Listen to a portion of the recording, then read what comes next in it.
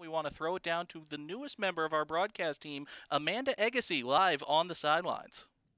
Hey guys, my name is Amanda Agassi and I'm here at the beautiful Elliott Field reporting live for the Fitchburg State football game. This is the first time that both of these teams will be meeting each other, so it should make for a really exciting game. For those of you who don't know who Castleton University is, they come from the beautiful Castleton, Vermont. A quick check-in with the weather. It's a high of 75 degrees here. A little cloudy. The sun is trying to break through, but hopefully the rain will hold off. The Spartans lost their season opener versus Plymouth State last week 20-7. However, they had some key players who made really big plays for them. Starting with their defense, they had linebacker Darren Callan, who had a career high of 19 tackles. Last season, he averaged 11 tackles per game. In the offense, their senior wide receiver, Mekhi Hawkins, had 5 catches for 23 yards. However, the Spartans turned over the ball over 5 times, so hopefully this is something the Falcons can definitely capitalize on. For Fitchburg, they're coming off of a 27-20 win over Becker last Friday night. As Coach Haverty put it, a win is a win. However, the Falcons need to be much more physical this game. And that starts with our offense putting big points on the board early. Senior captain and starting quarterback Garrett Delichii had over 300 yards and threw for 3 touchdowns. He looked to several key players in his offense, starting with his receivers, who had really big plays, as well as his running back, Javon Brown-Simpson, and Sterling Garvin, who combined for 44 yards. Javon Brown-Simpson put on points for the Falcons on the board a lot earlier. But the big plays again came from his wide receivers. To highlight a few, you have Devin Samil, who had 84 yards for 9 catches, and Jesse Lastra, who had 79 yards, 4 catches, along with his 2 touchdowns. For our defense, Trey Watson and Oos had both 11 tackles and forced fumbles, while Brian Monaco had 2 sacks. So hopefully the Falcons can rally together, put points on the board early. The defense can dial in, because I'm telling you guys, they are hungry. They are ready to play. This is their season opener. We have a ton of fans in the stand, and they're really excited. So I'm going to toss it back up to you guys in the booth. Amanda, again, that is Amanda Agassi making her FATV debut. You've worked with her before, actually, Alex. Tell me a little bit about her. I have. She was on my show this week at Sports Weekly on FATV. You can see it Wednesdays, by the way. And yeah, she's a graduate student. She comes from Framingham. Very excited to be our sideline reporter this year. She's getting herself into a broadcasting major, trying to build her portfolio up here at Fitchburg State. No better place to do it, in my opinion. One of the best broadcasting departments in the entire country, really. Well, thank you. So, I mean, I feel like she's going to be a very welcome addition, a very charming personality, and we're very happy to have her here. Certainly happy to have her along. And 2 things she pointed out that I want to focus on. First of all, the turnovers for Castleton. She mentioned that those are going to be a problem. Obviously, Fitchburg is going to look to take advantage of those coming into this game, Alex. Yeah, and last week, Nick Bowles, who's really, this is his first year starting, is a sophomore quarterback. And he had 3 interceptions last week, and they were key interceptions. And really, Plymouth State is not the best team. I feel like Fitchburg State actually has a better defense. So I feel like that's an area where Fitchburg State can really exploit, you know, get their pass rush really going in this game. Their pass rush of Fitchburg State is their best strength on defense, in my opinion. So I feel like pressure the young quarterback, get some turnovers, and they can really do some damage in this game. And Danny, the second thing that we wanted to hit on coming off of Amanda's report is the play of Garrett Delichii as he heads into his senior season. I don't think it's an exaggeration to say that Delichii may already be the best Falcon football player we've ever seen, and he has 1 more year to go. Agreed, John. Going into this game, Garrett Delichii now over 8,000 career passing yards, 80 career touchdowns. He has just about every conceivable record that he can grab in the Fitchburg State record book. And you have to think that going into this season, he's got a legitimate shot at breaking the 10,000-yard plateau.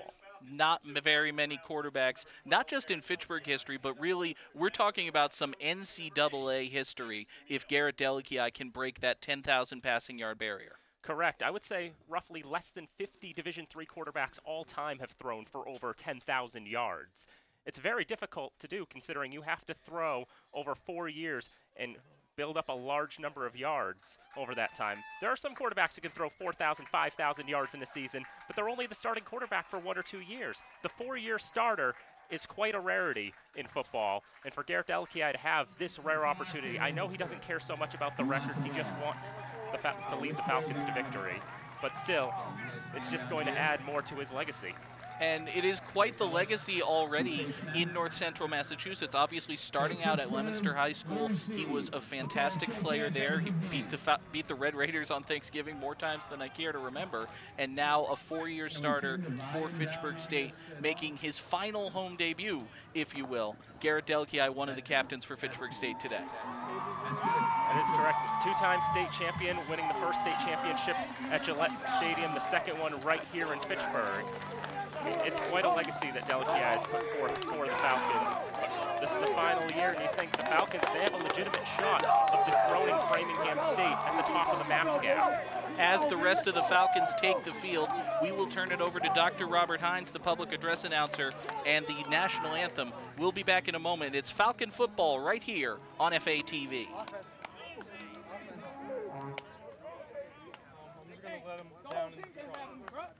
They soft over there, man. They don't want these issues. Let's go. Let's go. Let's go. And we got ball in my house. Let's go. Ladies and gentlemen, at this time, would you please rise as we honor America with the playing of our national anthem.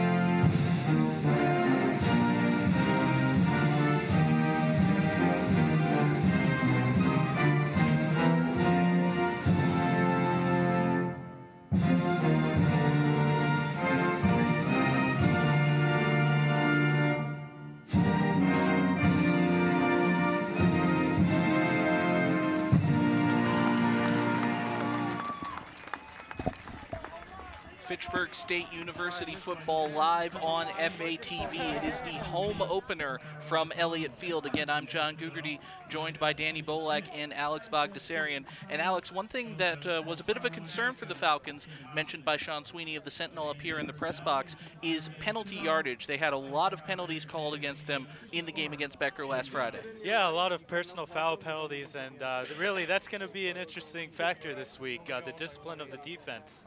They're facing a young quarterback, so you certainly don't want to hurt yourselves with penalty yardage and helping this offense down the field.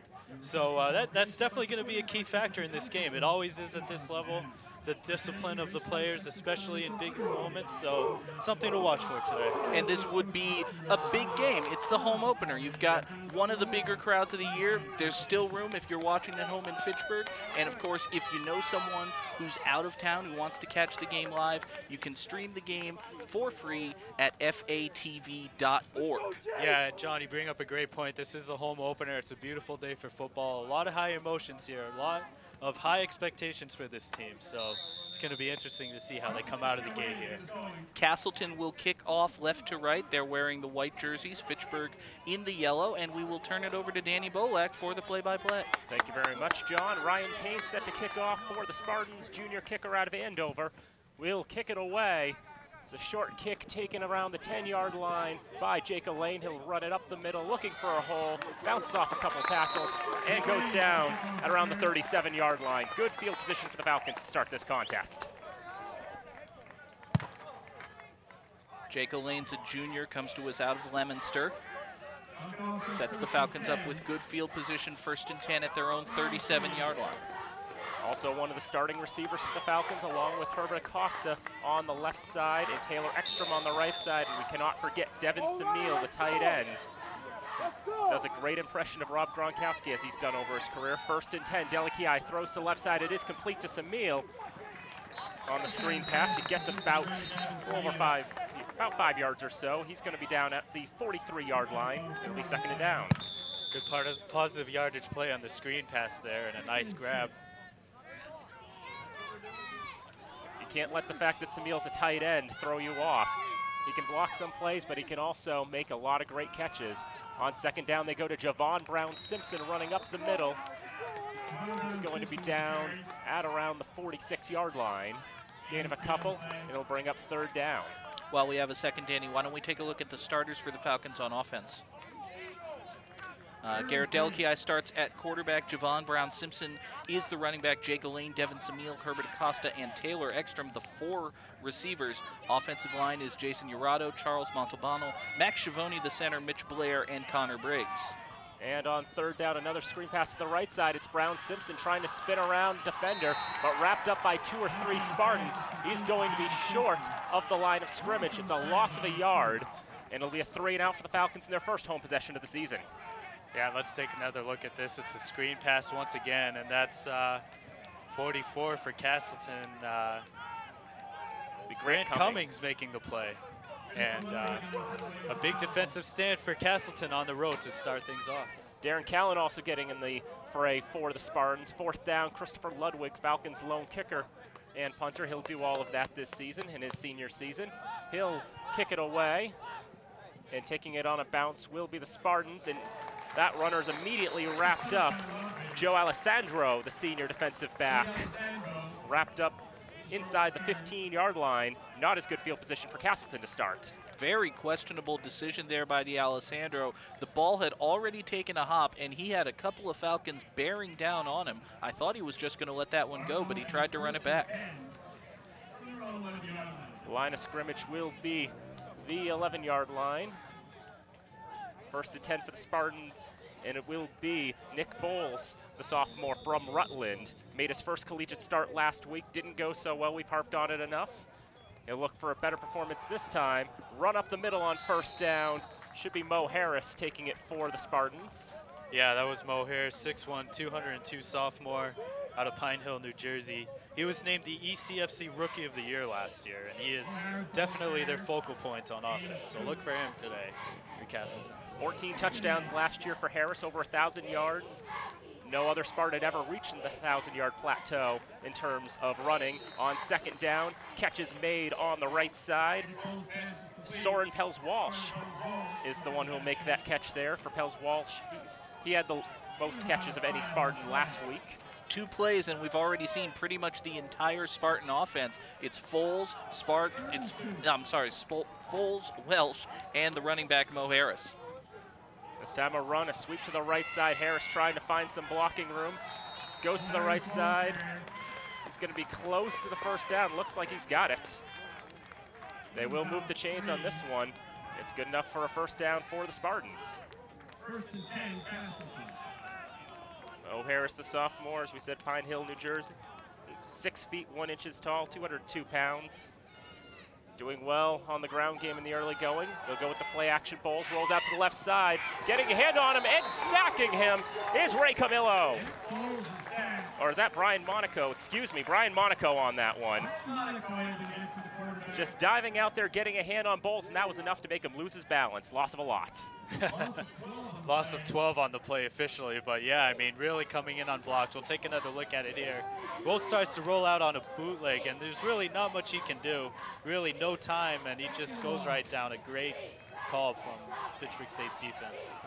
But now on second down, a run to the left side. It's Mo Harris again, and he gets back most of the yards that Castleton lost there.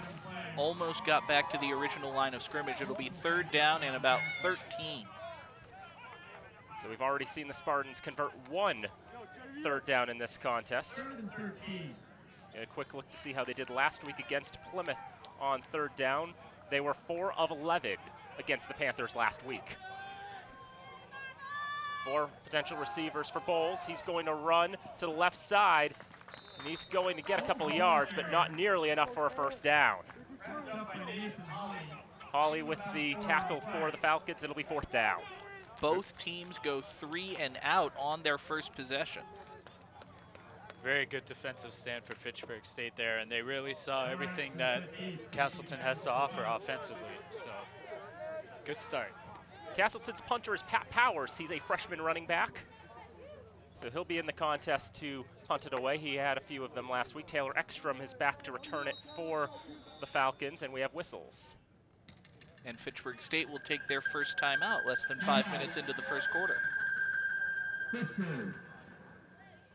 That's your first of the half. 10:22 to go, first quarter, no score. Both teams unsuccessful on their first possession. Pat Powers had 4 punts last week for 140 yards along the 45. Pat Powers might be my favorite punter name ever.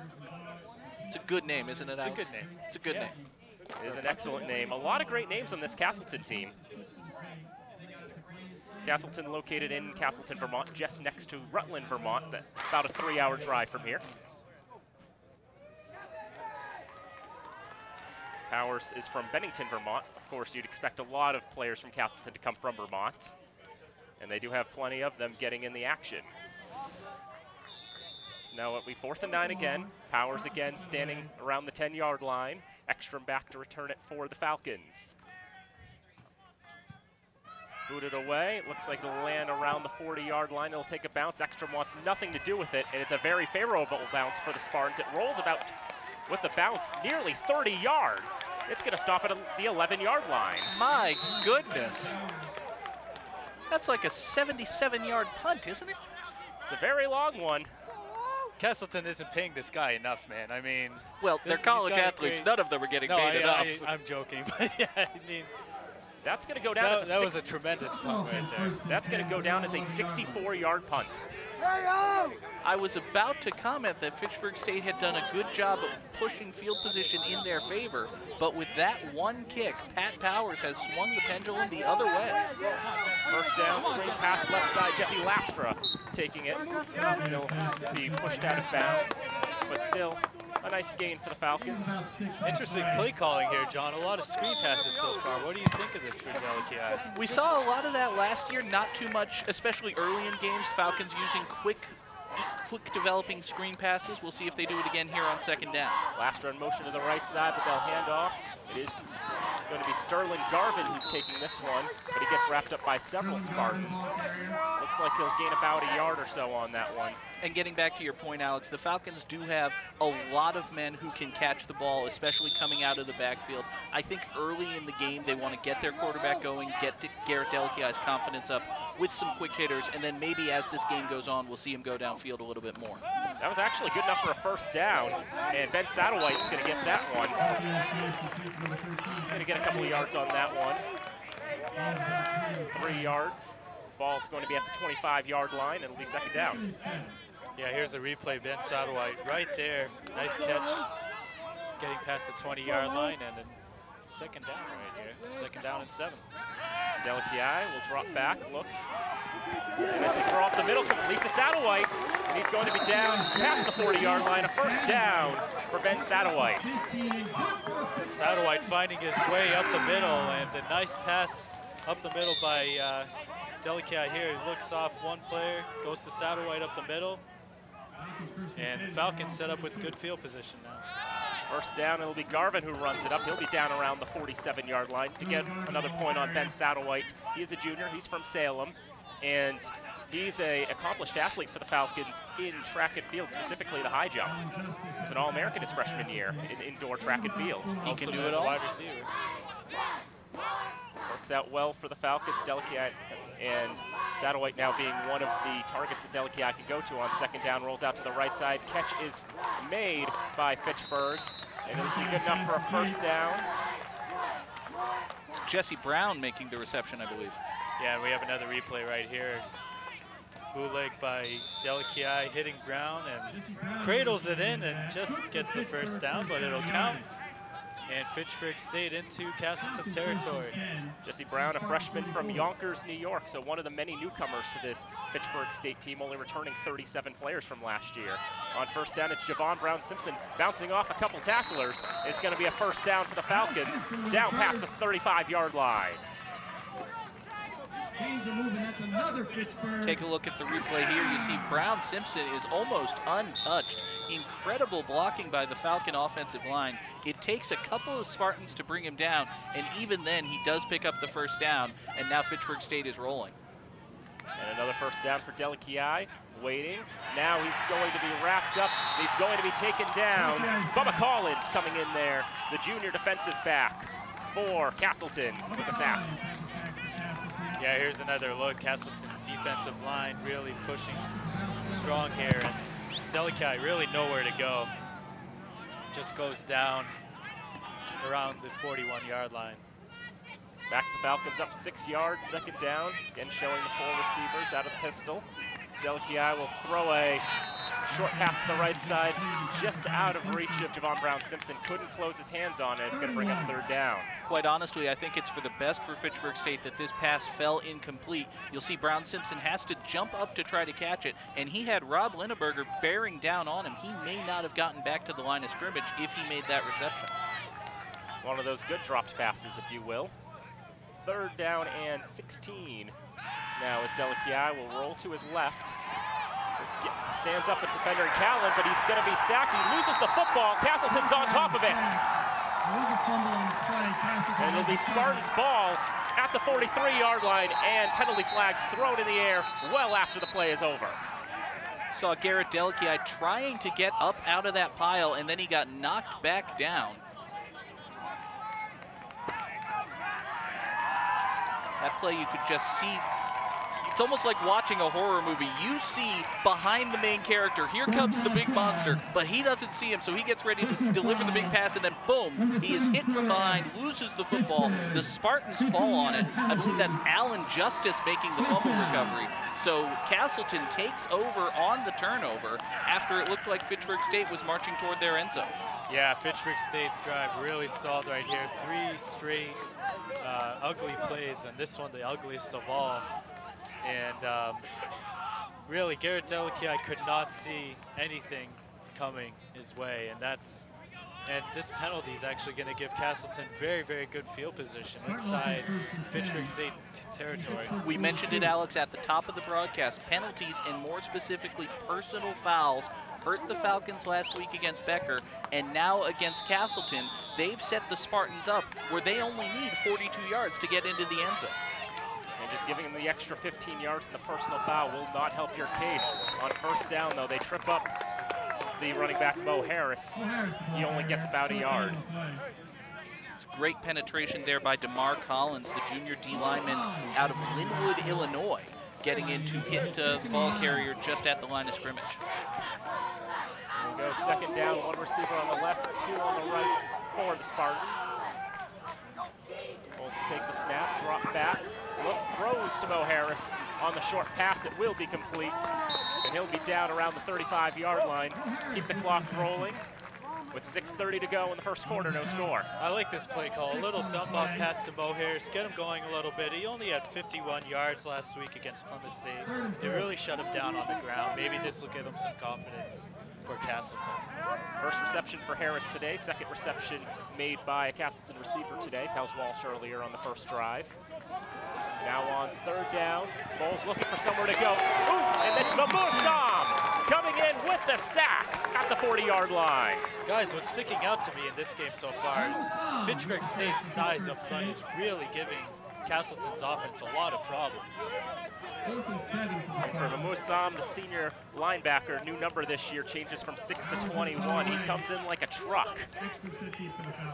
We talked about how the Fitchburg defense had a short field against their backs. They only allow Castleton to gain 2 yards, and now they're going to kick the ball away. Pat Powers is not going to have a 63-yard punt this time. I don't think so, no. So he'll take it, kick it at midfield. And again, they're going to let it bounce. This time it takes a Fitchburg bounce, and it'll end up around the 20-yard line. And that's where the Falcons will take over with 5:16 to go in the first quarter. It was a pretty good kick, though, by Powers. The first one, he got a fortunate roll. With the second kick, he knew he couldn't give it everything because he would boot it out of the end zone. That ball bounced at about the 15 and just took an unfortunate roll. That is something that will happen when you're trying to punt on field turf such as this surface that we have here at Elliott Field. It's also been in place for nearly 15 years. It's well settled. But I have to say, I've only seen him twice, but I am impressed with the punting of Pat Powers. And I may have just said that for the alliteration. First down, we have whistles after the catch was made. What has happened? Herbert Acosta makes the catch. I guess they'll say he was down before he could really get started. He did have to go down to make that catch. He may have had one of his knees touch the ground. And in college football, if your knee touches the ground, you don't have to be touched. Go down. Check the comparison to the NFL, where you do need to be touched for it to be down. So maybe a large amount of yardage in the NFL, but it's just a loss of 3, and this on second down. It's like Shamil bouncing off several tacklers. They're never able to tackle him. He just loses the momentum after it becomes a mosh pit around the 25-yard line. Pat Haverty really pass happy with the screens so far in this first quarter. What do you guys think? We've seen a lot of dump-offs and quick swing passes. We did see one play on that drive, gained about 15 yards to Ben Sattywhite, where Delakiai pump faked to his left and then threw over the middle. We may see more of that here. Delakiai looking to scramble. He's going to run it himself. He needs to get to the 30 for a first. He will get well past that, out of bounds at the 35-yard line. And Delakiai delivered a hit as he went out of bounds. You could hear the home crowd just go, oh, as he lowers the shoulder. Take a look at the hit at the end of this play here. Yeah, and we could definitely hear it up in the booth here as well. You take a look, and Delakiai, very good runner in open field. And there's the hit right there. You could hear it up here. It definitely fires this crowd up. Luke Mullen thought he could get a nice tackle there, but he took the brunt of that one. First down for the Falcons. Run up the middle. This time it's Jaquay Solomon. He's going to get a few yards on this one. Solomon, freshman from Bridgeport, Connecticut. Tied with Herbert Acosta for shortest player on the team, just 5'5". 3 yards gained by Solomon on his first run of the day. He remains in the backfield. So we go to second down. Delakiai looks to his left, pump fakes. Now he throws long over the middle. He wants Jake Lane. He'll have Jake Lane at the 25. I don't like saying I told you so, Dan, but I think I told you so. I remember someone at the beginning of this drive saying that maybe we would see Delakiai pump fake and then go deep, and you see it right here, a nice pump fake, and then he just tosses this ball up. It's a beautiful spiral. Elaine has to come back for it a little bit, but he's able to make the catch for a big gain. Falcons will try to keep it rolling. Solomon with the catch on the left side. Staying in bounds, diving to the 15-yard line. He'll be close to a first down. And guys, you're seeing the size and athleticism of Fitchburg State really show strong here on this drive. I think it could be a factor in this game overall. They've already proven that they're strong at the line of scrimmage, and if Delakiai gets all the time to throw, I think Fitchburg State can do some damage here. Now under 3 minutes to go in this first quarter. Falcons now around the 17. Delakiai throws over the middle. This is caught. It's Acosta. He's inside the 10.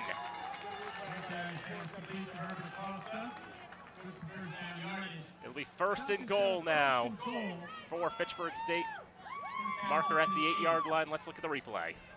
Yeah, Acosta's going to be up the middle here. A very nice pass, a nice route. Hit him perfectly, and Fitchburg State set up inside the red zone. Now first and goal. First time we've had a goal to go in this contest. Whistles, perhaps a timeout. Timeout called by the Spartans. That's their first. Both teams have 2 remaining. While we have a second here, folks, especially on that last shot, we saw incredible camera work by our man Ty Dorsey down on the camera. We want to thank all of the FATV volunteer crew. Ty Dorsey, as we mentioned on camera, along with Matt Carroll, Dave Oster, Tim Doust, Scott Mays in the truck running audio for us, John Dextrays, our incredible director, Travis Falk is our technical supervisor. He does a great job as always. And, you know, we're okay too. You know, John Gugerty, Alex Bogdasarian, Danny Bolak, and of course we want to thank Amanda Agassi for her great work in the pregame, and we'll see her again after the game as well. Correct, and also Mac Errol's doing double duty today. He worked the early game Fitchburg and Becker men's soccer for the Falcon Sports Network. 5-0 win for the Falcons, their first win of the year in men's soccer. You know a little something about working double duty. I've done triple duty too. I've worked as many as 3 games in one day for the Falcon Sports Network. Nice. Yep. Just graduated this May, so not going to be working triple duty anymore. And again, the Falcon Sports Network can be found at FitchburgFalcons.com, yes? Correct. But of course, if you're watching this game, you want to be doing it on FATV.org. Because correct. this is our network, damn it. Yep.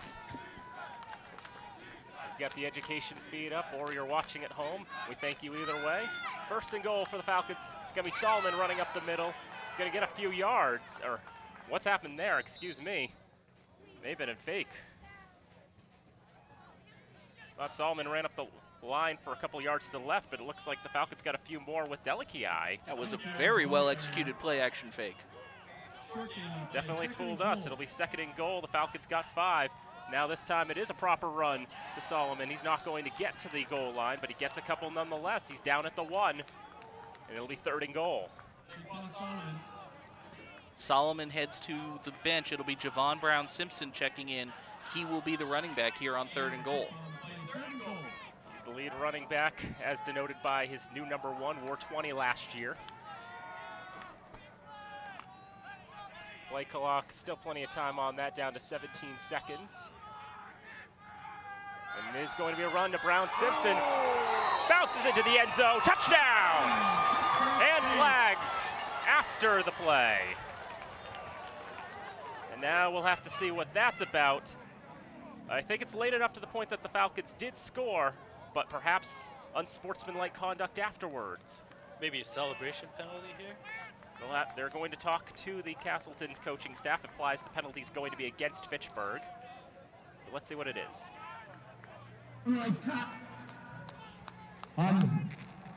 The offense number 1. It's a dead ball foul, and it'll be 15 yards on the kicker. Well, that's clear as mud. Yeah. Touchdown rush, number 1, Javon Brown-Simpson. So the touchdown will stand, and it looks like they'll assess that penalty on the kickoff. It'll be a 1-yard run for Javon Brown-Simpson. Ludwig on to kick the extra point. And it's good. It's very low, but it is good. Low but good as long as it goes through. So Fitchburg takes a 7-0 lead. Let's take a look at this touchdown and see what happened. Well, right there, he runs over his man, dives into the end zone. Is it for the spike? Was it on the spike? It probably is for the spike because football rules are stupid. So you can't spike anymore? Apparently not. A spiking is considered How excessive. dare that man enjoy his triumph? How dare they? How dare he? Really? The nerve of him spiking a football. All I'll say is I don't agree with it either, but that is the way that it is. Or maybe he said something. Could It's entirely possible. Could have said that too. 1:22 to go, first quarter. Fitchburg 7, Castleton 0. A 1-yard touchdown run for Javon Brown-Simpson, his 2nd touchdown run of the season. And you see there it is a good crowd on hand here at Elliott Field. First home game of the season. Falcons taking a 7-0 lead, just 1:22 left to play here in the first quarter. If you're in town, there's still plenty of seats available. Come on down, enjoy the rest of the game. Or, of course, turn on FATV. It's hot outside. Sit in the air conditioning. And the air conditioning would be a little helpful. 78 degrees, feels a little hotter than that. Radar's clear for the time being, so it looks like no threat of rain for the foreseeable future. But that is subject to change, as is with that unpredictable late summer weather. Christopher Ludwig to kick off for the Falcons. It's going to be a low kick. Takes a few hops, bounces everyone back, but it'll be taken at the 25-yard line. And still on his feet, and getting to about the 43-yard line is Joe D'Alessandro. He's able to get quite a return on what ended up being a bit of a squib kick. Yeah, certainly had to fight for it, but gets himself all the way to 42-yard line, and what an effort. Really past the 35, guys. I mean, he really had to scratch and claw his way up there, but gives Castleton good field position. We saw in his first return on a punt that it didn't go so well for him. Not the greatest decision that time, taking another bit of a chance, and that time it pays off. Let's see, they fake the pass with the pump fake as they try to go up the middle with Harris again, but they're only going to get a couple yards before he's shoved back. This is the 2nd drive in a row that Castleton has started with very good field position. On their last possession, they weren't able to do anything with it. We'll see if they're able to change that trend here. 2nd down and 8 for Castleton. 3 potential receivers. Now they throw to the right side. This is caught at the 50 and into Falcon territory. That's going to be Vince Source. senior wide receiver, 6'1", and once he got out into open space there, it gives Castleton one of their most positive offensive plays of the entire day. Source's first catch of the day. Nick Bowles is 3 for 3 over the air right now, and he's going to be looking to do it again as he rolls out to the left. No, he's not going to be able to do it at all. He decided he couldn't find anywhere to go, so he goes for the run, then he trips and falls, and it'll be a loss of a few. Yeah, that was DeMar Collins getting into the backfield, the junior, and trips up Bowles. We'll take a look at it right here. And tries to run, but just gets tripped up in the back and stopped behind the line of scrimmage. That'll go down as a sack. Another one for the Falcons. This will be the last play of the quarter. It'll be a dive up the middle. Mo Harris yet again gets a good chunk of yards. It'll be 3rd down from the 40-yard line. But Castleton's got a little something to work with as we've completed 1 quarter of play here from Elliott Field. Fitchburg State 7, Castleton University 0. And as we wrap up the first quarter, guys, I want to highlight what I think is the story of the first quarter. Fitchburg's offense is pretty much moving the ball at will against Castleton's defense. They saw one drive end on a turnover, and then on their next possession, they marched downfield and put it into the end zone. What do you think Castleton's defense has to do, Alex, if they want to stop this Falcon attack? Yeah, I think they need to get more aggressive at the line of scrimmage, because I think what Fitchburg's been able to do is take advantage of the size of their wide receivers. And guys, you know this, especially Dan. I mean, Fitchburg State has a very tall wide receiving core, and they are athletic, and I think that they're showing how much stronger they've been than Castleton through this first quarter. And to me, if that continues, Fitchburg State could really have their way in this game. The overall athleticism is definitely showing through for the Falcons. Delakiai 11 for 12, 103 yards over the air, and the one catch that was missed was one that was better off being missed. A second thing I want to point out is a bit of a developing story. We mentioned at the top of the broadcast that Christopher Ludwig is the only kicker the Falcons have on their roster. After that last kickoff, we saw Christopher Ludwig, and he's actually still down here on the right sideline. He looks to be nursing his right hamstring. He had a trainer attending to him, trying to stretch it out, and now he's just working by himself down here on the right side at about the 30-yard line, just trying to stretch out that hamstring. We'll see what happens the next time the Falcons need to kick the ball.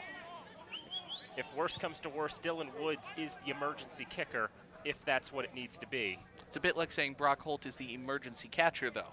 He's not a catcher. Exactly, but sometimes you have to do what you have to do. And now for the second quarter, we'll give it to John Gugerty. Thank you very much, Danny. We will set up with 3rd down and about 12 to go for the Spartans. They're at their own 41. They need to reach the 30 of Fitchburg State, so it's actually the 33, so it's actually about 3rd down and a long 8, let's call it. Bit of a pause to reset the chains. And there you actually see Christopher Ludwig, number 49, working on that right hamstring, so we'll keep an eye on that situation as it develops. Now 3rd down and 8, Bowles back to pass, looks to his right, he throws long, he throws too long, there's nobody there but yellow, but there are also yellow flags. That is an interception for now, but it may be coming back. Yeah, we're gonna see a pass interference call here in all likelihood against Fitchburg State, so Castleton will keep the ball and get an automatic 1st down if this call goes the way I think it's going to. I think at this moment all the penalties in this game have been against Fitchburg. Defensive pass interference. Number 30 on the defense. It's a 15-yard penalty. And a 1st down. Pass interference against Greg Donahue negates an interception. We'll take a look here at the replay, see if we can see what happened. Yeah, oh, right there. Yep, number 30. That's pretty blatant. Donahue just pushes his man out of bounds. Also worth pointing out, in college, the pass interference penalty is 15 yards or spot of the foul, whatever is fewer. So that's why Vince Source wasn't able to get to the ball. He was shoved out of bounds. Now on 1st down for Castleton, up along the 25-yard line. That's Mo Harris, the ball carrier. Not too much there, maybe a gain of a couple. Yeah, Dan, I think you probably have the stats in this game up to this point, but this looks like a lot of the same as last week for Mo Harris, really not being able to get anything going on the ground. He is, though, averaging about 4 yards a carry right now. That was his 7th carry of the game. 2nd down and 9. It'll be the 8th carry for Mo Harris, and this is a good one. He's across the 20 down to almost the 15-yard line. Mark him down at the 16. Stop the clock, move the chains. That's a Castleton 1st down. Yeah, that's more the Mo Harris that Castleton expects right there. A very nice run and a first down. One of the best running backs Castleton's ever had in their 8th season of football. Handoff goes to Harris on first down, hit behind the line of scrimmage, lunges forward. Trey Watson, the initial tackler for Fitchburg State. Gain of maybe a yard for Harris. We'll call it 2nd down and 9. At this point, if you're just going to keep going with those runs up the middle, it's about finding holes and hoping that your offensive line can create those opportunities. But right now, they're slowly but surely making their way downfield into the red zone now. Bowles will pass on 2nd down to his left. That pass is picked off, intercepted by Malcolm Brown-Simpson, and he's got open field in front of him. There are no flags. 30, 20, 10, touchdown Falcons. Just like that. The first mistake Nick Bowles has made all day.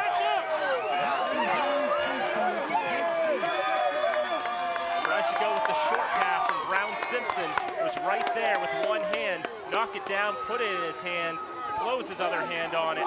Let's watch the replay. Yeah, just a bad throw, and Bowles was looking there the entire time. A very easy pass to read, and once he caught it, it was open sailing at that point forward. Nobody was going to catch him. And Fitchburg State gets another touchdown this time via the defense. 85-yard pick 6 for the green and gold. Extra point attempt is up, and it is good, and it is Christopher Ludwig making the kick. So thankfully he is not seriously injured, at least. He's able to boot that one through. 13:26 to go here in the 2nd quarter. Blink and you miss it. The Falcon defense has scored. It is 14-0 Fitchburg. You think Castleton's slowly but surely making their way with the ground game, and Nick Bowles then tries the pass for probably the first time on that drive. Well, 2nd time if you exclude the pass interference. And what happens? Intercepted. I mean, for Bowles, every pass he's thrown today has been caught. 2 of them by Falcons, one of which didn't count. That's true. That's true. Yeah, that one was a little too predictable, though. He was really looking that way the whole time. And as a quarterback, I think you want to look in a few different directions before you make your decision. That one was very predictable and just a bad throw on top of it as well. Easy interception for Fitchburg State, and they capitalized with the pick 6. And a very, very big turnaround, really. I mean, the way Castleton was driving there, really starting to get things going, and then Fitchburg State takes it away. And not only that, gets a touchdown and goes up 14. So a 7-point swing there, really, if you ask me. Got a good shot of the Falcon special teams lineup there. You see Christopher Ludwig is still favoring that right hamstring, but he will try to soldier on. We'll see how he does on this kickoff. Good kick.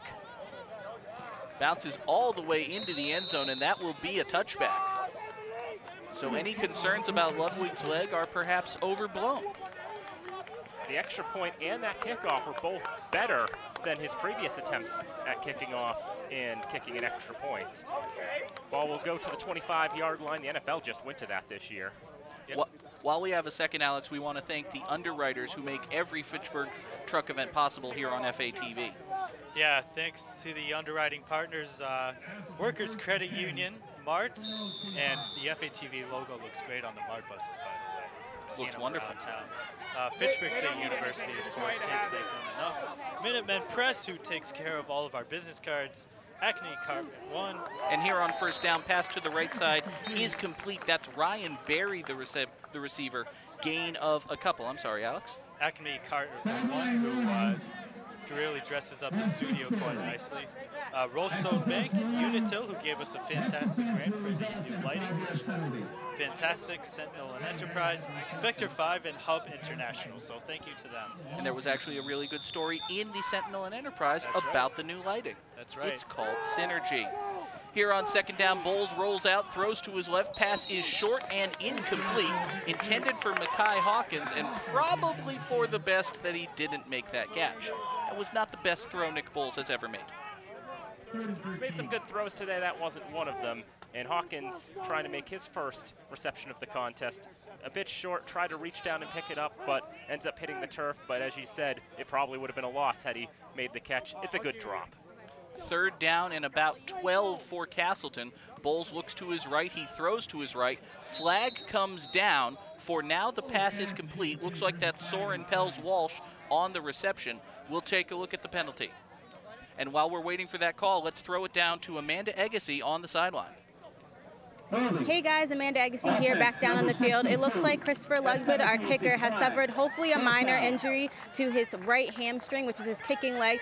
I spoke to him just a couple seconds ago. He said after the first field goal attempt, he said he felt like a little bit of a pull, and just after the second field goal attempt, he said it felt the same way. He just came off the field, and they're stretching it out right now. Hopefully he'll be able to get through the game, but as of right now, Christopher Lugwood has a slight little pull in his right hamstring, but hopefully he'll feel better. Back up to you guys.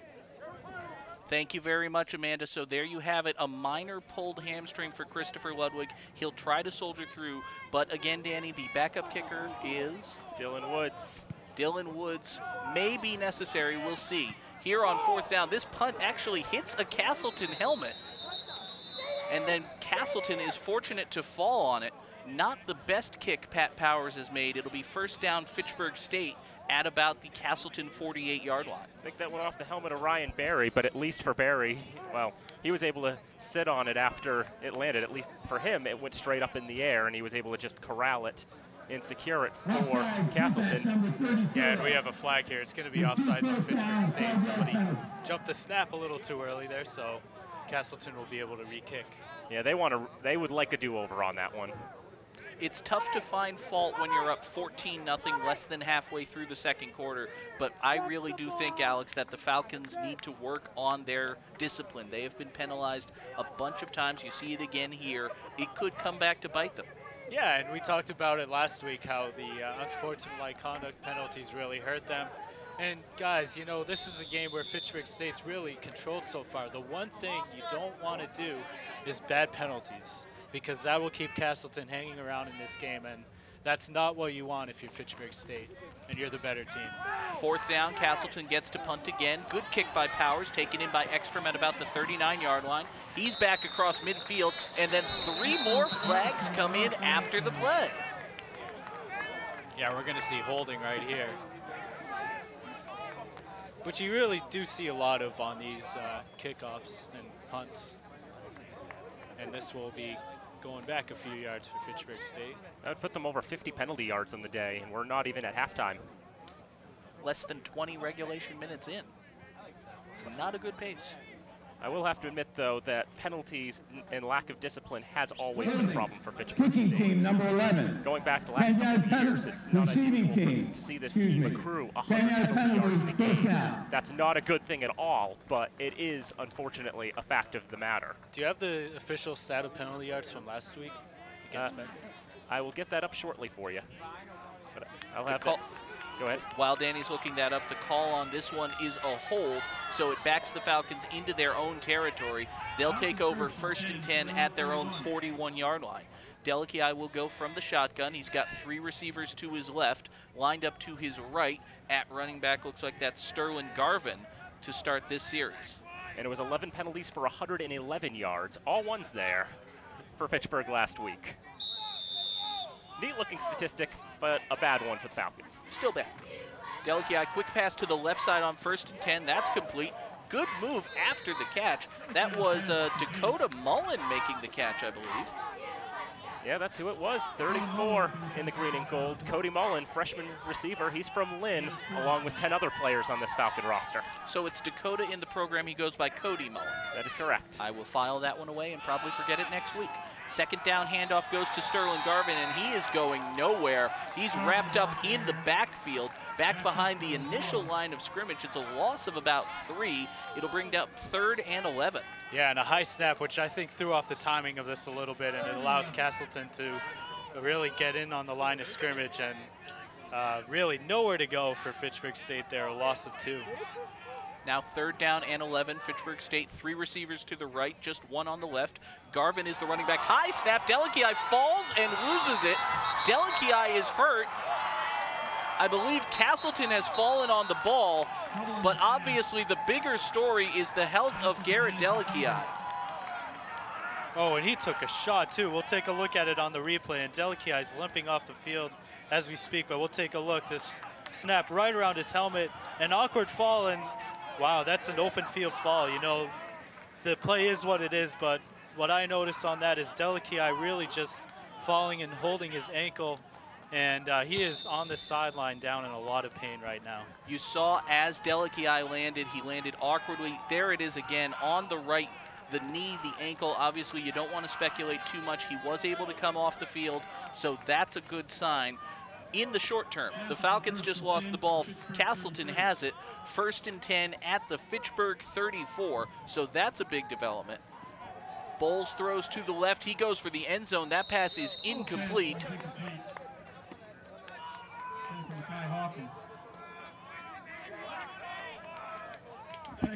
Kai Hawkins, the intended receiver on that play for Castleton. That was just a big overthrow there from Bowles. Needed a little more speed from Hawkins or a little less of a run, or just a little less zip on that from Bowles. It'll be 2nd down.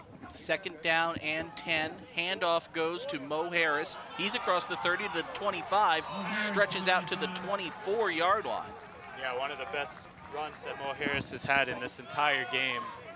And Castleton really looking to capitalize off the fumble recovery right here. And there you see the Fitchburg quarterback, Garrett Delici. He was down on the sideline for a moment, was able to hobble over to the bench, but he is being attended to. We'll get an update on him just as quick as we can. Back to action on the field. 3rd down handoff goes to Mo Harris. He is very close to the line to gain. Stop the clock. I think they're going to bring in the chains.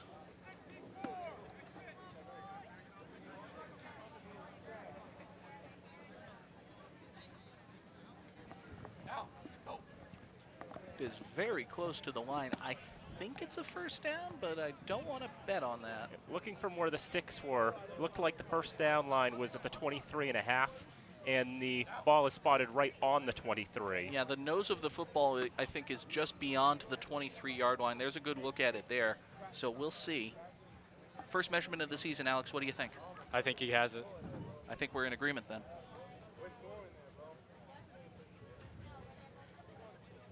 Just looking at it from up here, I think he just got it. And we are all right. That is a 1st down by the nose of the football.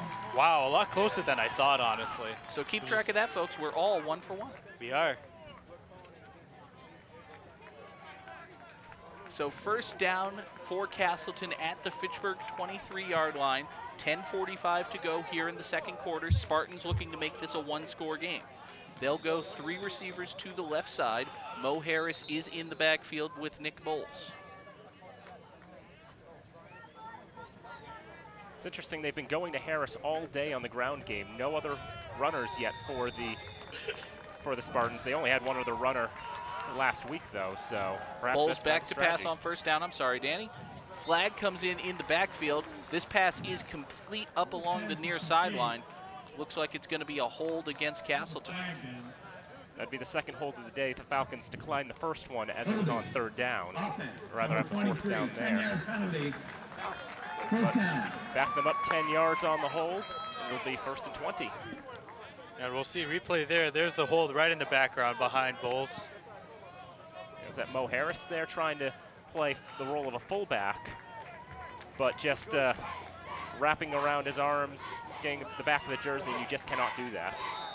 So 1st down and 20 now for the Spartans at the 33. Falcons come on the blitz, and he is unblocked, but Harris stays on his feet, breaks tackles. He's able to get a few yards on that one. Yeah, heck of an effort there. It looked like he was going to be wrapped up for a huge loss, but he keeps his legs churning right here, and you see he's really using his size and athleticism, and then gets taken down just inside the 30-yard line, but it could have been much worse. We've seen great plays from Mo Harris in the early going. David Desmey ended up getting the tackle required to take him down, but he turned what was going to be nothing and a loss into something. Falcons trying to jump the snap count, nearly got caught offside. Handoff on 2nd down for the 1st time goes to someone who isn't Mo Harris. That's Corey Brimmer, senior running back, making the carry. He picks up about 5, so it'll bring up a more manageable 3rd down and 10. Brimmer getting his first carry of the game and setting up Castleton with reasonable 3rd down here. 11 to go. Actually, 11 to go. More reasonable than 16. More reasonable than 16, though. Everything is relative. Brimmer last week had 3 carries for 4 yards long before. but he would be the second string running back for this Spartan team. Third down. Harris is back in the backfield. Bowles will throw. Pass to the right is complete. Brought down short of the line to gain. That's Ryan Berry, the reception, and good defense by Malcolm Brown Simpson to make the tackle. We'll take a look at it again. Yeah, nice spiral pass there by Bowles. And just good solid defense by Brown Simpson, bringing him out of bounds. Castleton will go for it, probably the right call. 4th down and 6. Field goal doesn't help you that much. So even though it's only on the 20, they're going to go for it. Bowles pump fakes, throws over the middle. That pass is complete, and then the ball is stripped. They're going to rule it an incomplete pass. And it's Usman Sam there who's celebrating that breakup. Tried to throw over the middle. They were looking for Mekhi Hawkins again. But Usman Sam getting in there, knocking the ball away. Or just knocking it out of his hands, I guess, after it looked like he pulled it in. They call that he didn't fully have the catch. And so incompletion and a turnover on 4th down. And as the Falcon offense comes back onto the field, Alex, they do have their quarterback, Garrett Delikiai, hobbling a bit, but he is in the shotgun as we go to 1st down. Delikiai, quick pass to the left on 1st down is incomplete. Castleton wants the ball, but there's really no way that they were going to call that a reception. yeah, that hit the ground. And very, very good sign, obviously, for Fitchburg State and their fans this year to see Garrett Delikiai back after what looked like a very ominous injury there on the last drive, but he seems to be okay. 2nd down and 10. Delikiai hands off. Breaking tackles, moving up along the left side, and then dropping the ball. That is a fumble, and that one is recovered by Castleton. That's the 3rd fumble of the day. That time it's Javon Brown Simpson. Got a long run to the left side, had a break, had a few yards. Brown Simpson a bit slow to get up. I think he's more annoyed than hurt. Yeah, I think, is he favoring his head there? Javon Brown Simpson is definitely holding his head, having trouble standing. He's very frustrated. Yeah. Tough to tell how much of that is injury and how much is frustration. Yeah, I think he's just very upset, but he is. They brought out one of the assistant trainers, but he called them off. He's just, I have to imagine he's just annoyed with himself there. So another turnover, and Castleton gets what feels like their 5th chance now inside the Falcon 30. It'll be 1st and 10 at the 29. Already 0 for 2 in the red zone. Not in the red zone now, around the 29-yard line, but still. I heard Dr. Hines saying that maybe Javon got poked in the eye, and that might have been the result of that. Handoff goes to Harris on 1st down for Castleton. He's across the 25, mark him down at the 23-yard line. And to your point, Danny, we do see here on the near sideline, Falcon training staff is attending to Javon Brown Simpson. It looks like he may have been poked in the eye, yes. We have a great coaching staff at Fitchburg State. Todd Cillier leading the charge there, helping out. And now a flag right off the snap. False start. False start against the Spartans, so negate the gain on 1st down. It'll be 2nd down and 9. And real quick, guys, I do want to point out it was only 2 plays on that last possession. Garrett Delikiai was not moving well at all. No, that first pass was just a quick as soon as he got the snap, and then on the handoff on 2nd down, you could tell he was limping pretty heavily. I agree with you, and he doesn't look like himself at all on that last drive, and that's going to be something to watch going forward here in this game. 2nd down and 9, handoff goes to Harris. He does not get anything. An entire flock of defensive Falcons brings him down. Loss of a couple. It'll be 3rd down and 11 for the Spartans as we reach the halfway point of the 2nd quarter. Yeah, and Fitchburg State almost a face mask there. It looks like some high tackling. We'll see right here. Very close, though. It was the shoulder. So nice tackle there, and 3rd down and long once again. 3rd down and long. Bowles back to pass, throws to his left. Pass is incomplete, well short of the intended target. Good work coming back to it by Anthony Porcelli, but that pass was just not thrown very well. Yeah, and we've seen it in this game up to this point. When Bowles gets pressured, he does not get rid of the ball very well. And we'll see it again. Oh, And we're going to have a 4th down here, and Castleton will go for it once again. And now we do get a chance to take a look at this replay. What do you see here, Danny? Just a short pass. He had the open man on the left in Anthony Porcelli. Now on 4th down. There's a flag in the middle of the field as they battle for it on the far side. Castleton has to hope that that's against Fitchburg State. That pass would have been well short of the line to gain, and it did fall incomplete. The flag is in the secondary. Holding. Defense number 21. And it is defensive holding. That is a killer for the Falcon defense. An automatic 1st down on what would have been, even if the pass was completed, easily a turnover. Oh, obviously a huge break for Castleton right here, getting the defensive holding call. And that pass, like you said, it would have been short of the line to gain anyway, but they catch a huge, huge break with the defensive holding. Automatic 1st down, and it's 10 yards in college as opposed to 5 in the NFL. And Pat Haverty will not be happy about that one. 1st and 10 for the Spartans at the 21. Bowles back to pass, throws a duck to the left side. That's complete. There's a flag in the backfield after the pass.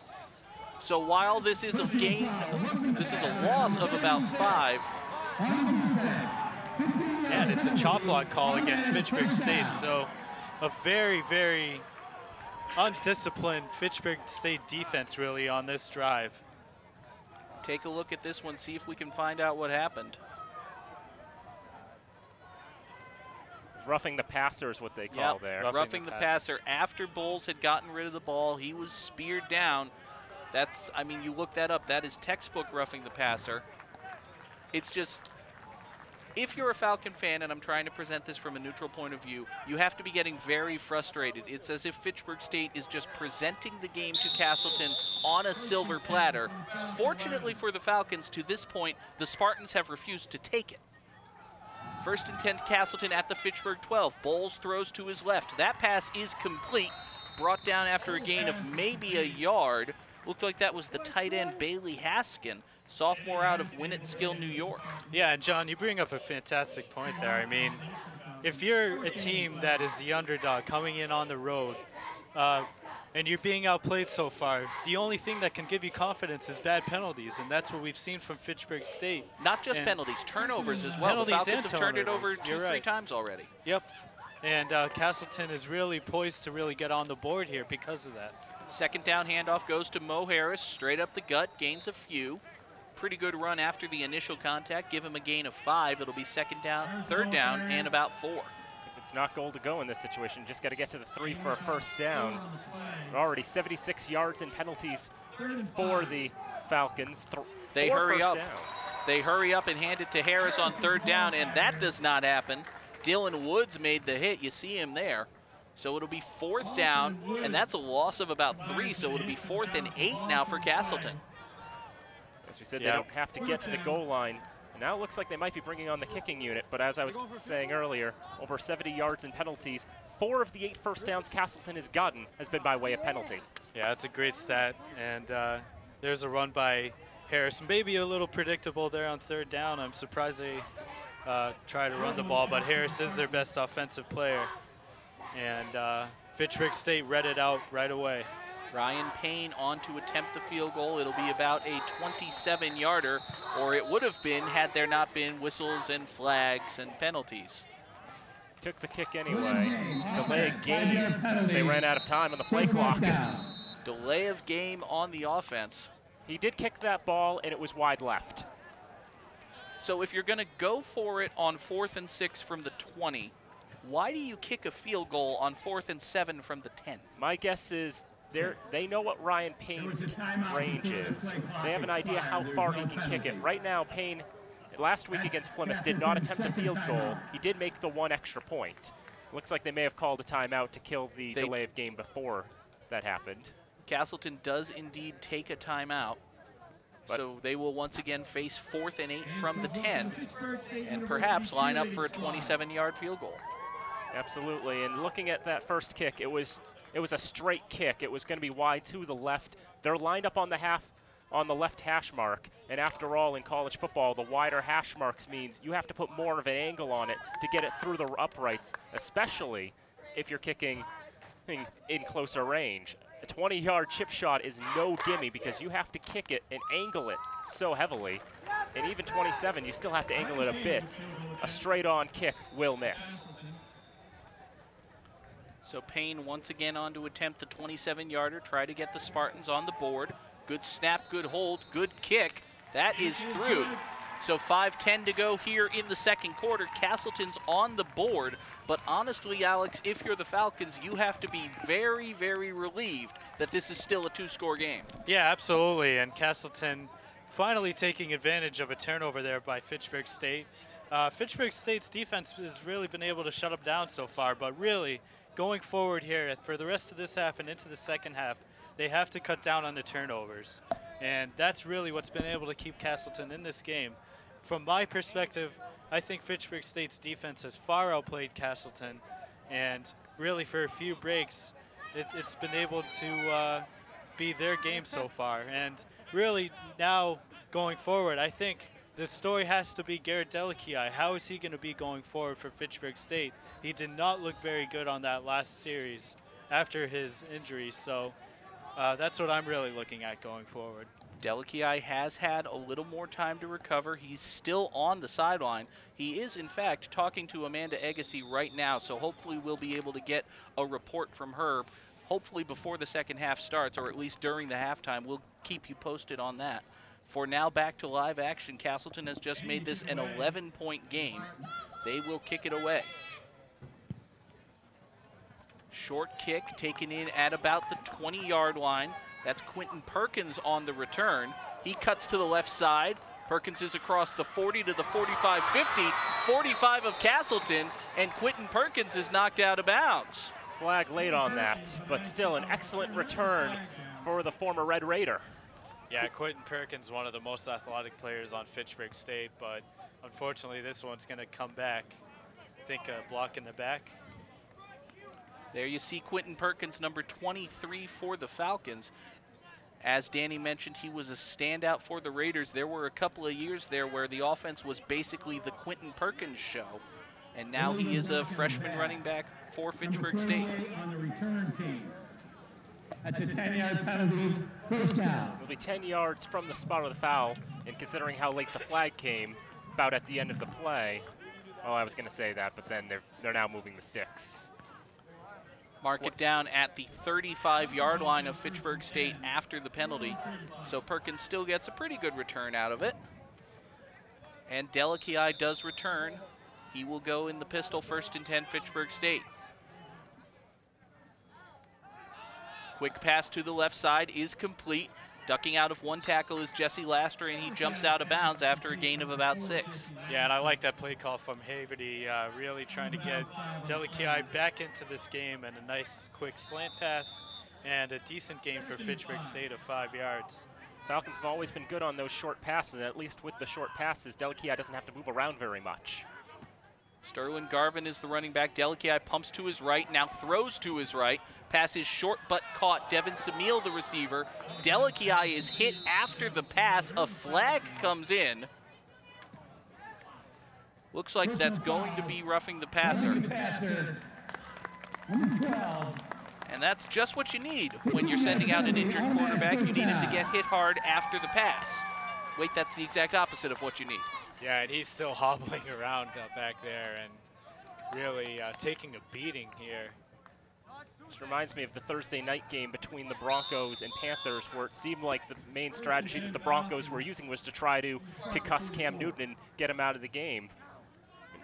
And is Castleton trying to resort to the same tactic? I don't know, but that's a pass to Taylor Ekstrom that's complete at the 35. Very nice pass there by Garrett Delakiai, and Ekstrom a very perfect slant right up the middle. Delakiai hit him in stride, and a big first down for Fitchburg State. Quick play action fake and then the slant. Delakiai completes it. Now on 1st 10, he dumps it off to his right. That pass is complete. Sterling Garvin the reception. Guys, I don't like to bloviate and pontificate too much, but in my opinion, Garrett Delakiai should not be on the field right now. I don't think he is hurt. He is not moving well. He's not moving at all. And when he tries to move, he's doing it poorly. This is a non-conference game after all. I mean, it's the last tune-up before next week against Framingham. But I do agree with you, John. I'm not sure that Delakiai should be out there under risk there. Quick pass on second down is complete to Jesse Lastra. Falcons are fortunate that their quarterback, even when he's a statue, has a really good arm. So even if he can't be completely mobile, he still has great accuracy. He still has great line of vision. He can figure out where the play needs to go. 4 receivers for Fitchburg State on 3rd and 6. Delici back, throws to his right. Wide open is Jesse Lastra. That ball was very much underthrown, but it is a touchdown. There is, however, a flag on the play back at about the line of scrimmage. It is a hold against Fitchburg State. It was a great throw by Delici, and Lastra was wide open, but perhaps made by the hold, and that's going to put the Falcons over 100 penalty yards. That's going to get them to 104. Oh, boy. I think the hold was at the line of scrimmage. Lastra was just wide open. You saw Delici had to throw that ball from the back foot. It floated very much, but Lastra was just wide open. We'll take a look at it again. Yeah, let's see, and let's see where the culprit is. It might be 74 in the middle, and Garrett Delici, very nice pass, but this one coming back. And that was all arm, too. Delici on 3rd down just dumps it off on the screen, complete to Garvin. He's got some blockers in front of him. He'll get down to about the 30, inside the 30, maybe the 29-yard line. Get another one of those short passes to the right side, and again, these receivers very good at getting open on these short passes. Garrett really dodging another shot to the legs right there. I don't know if you guys saw it there at the end, but I saw it. It was very close. 4th down and 8 for Fitchburg State. They will go for it. They're at the 31. They need the 23. Delici back to pass, looking to his right. He throws long, wide open. Ekstrom overthrown. Ekstrom tried and couldn't make the one-handed catch. Falls incomplete, and the Falcons turn it over on downs. Yeah, and he took a fall, and he's going to be slow to get up out there. But what a throw by Garrett into the corner of the end zone. Almost hit him in stride. It was just a little bit overthrown and a little too tough of a play there for Ekstrom. We'll take another look right here.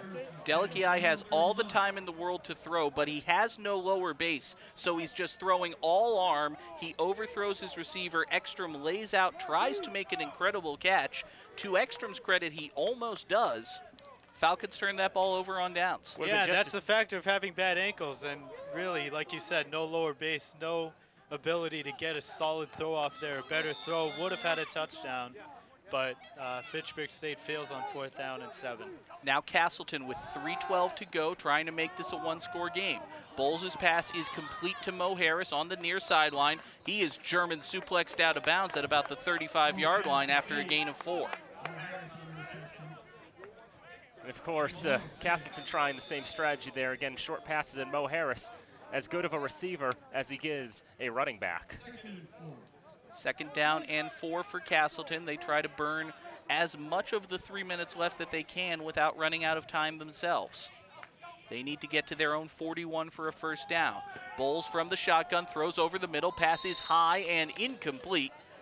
May have been intended for, looked like he was going for 83 there. That's Ryan Berry. That was the closest Spartan in the area, though to say he was close would be an exaggeration.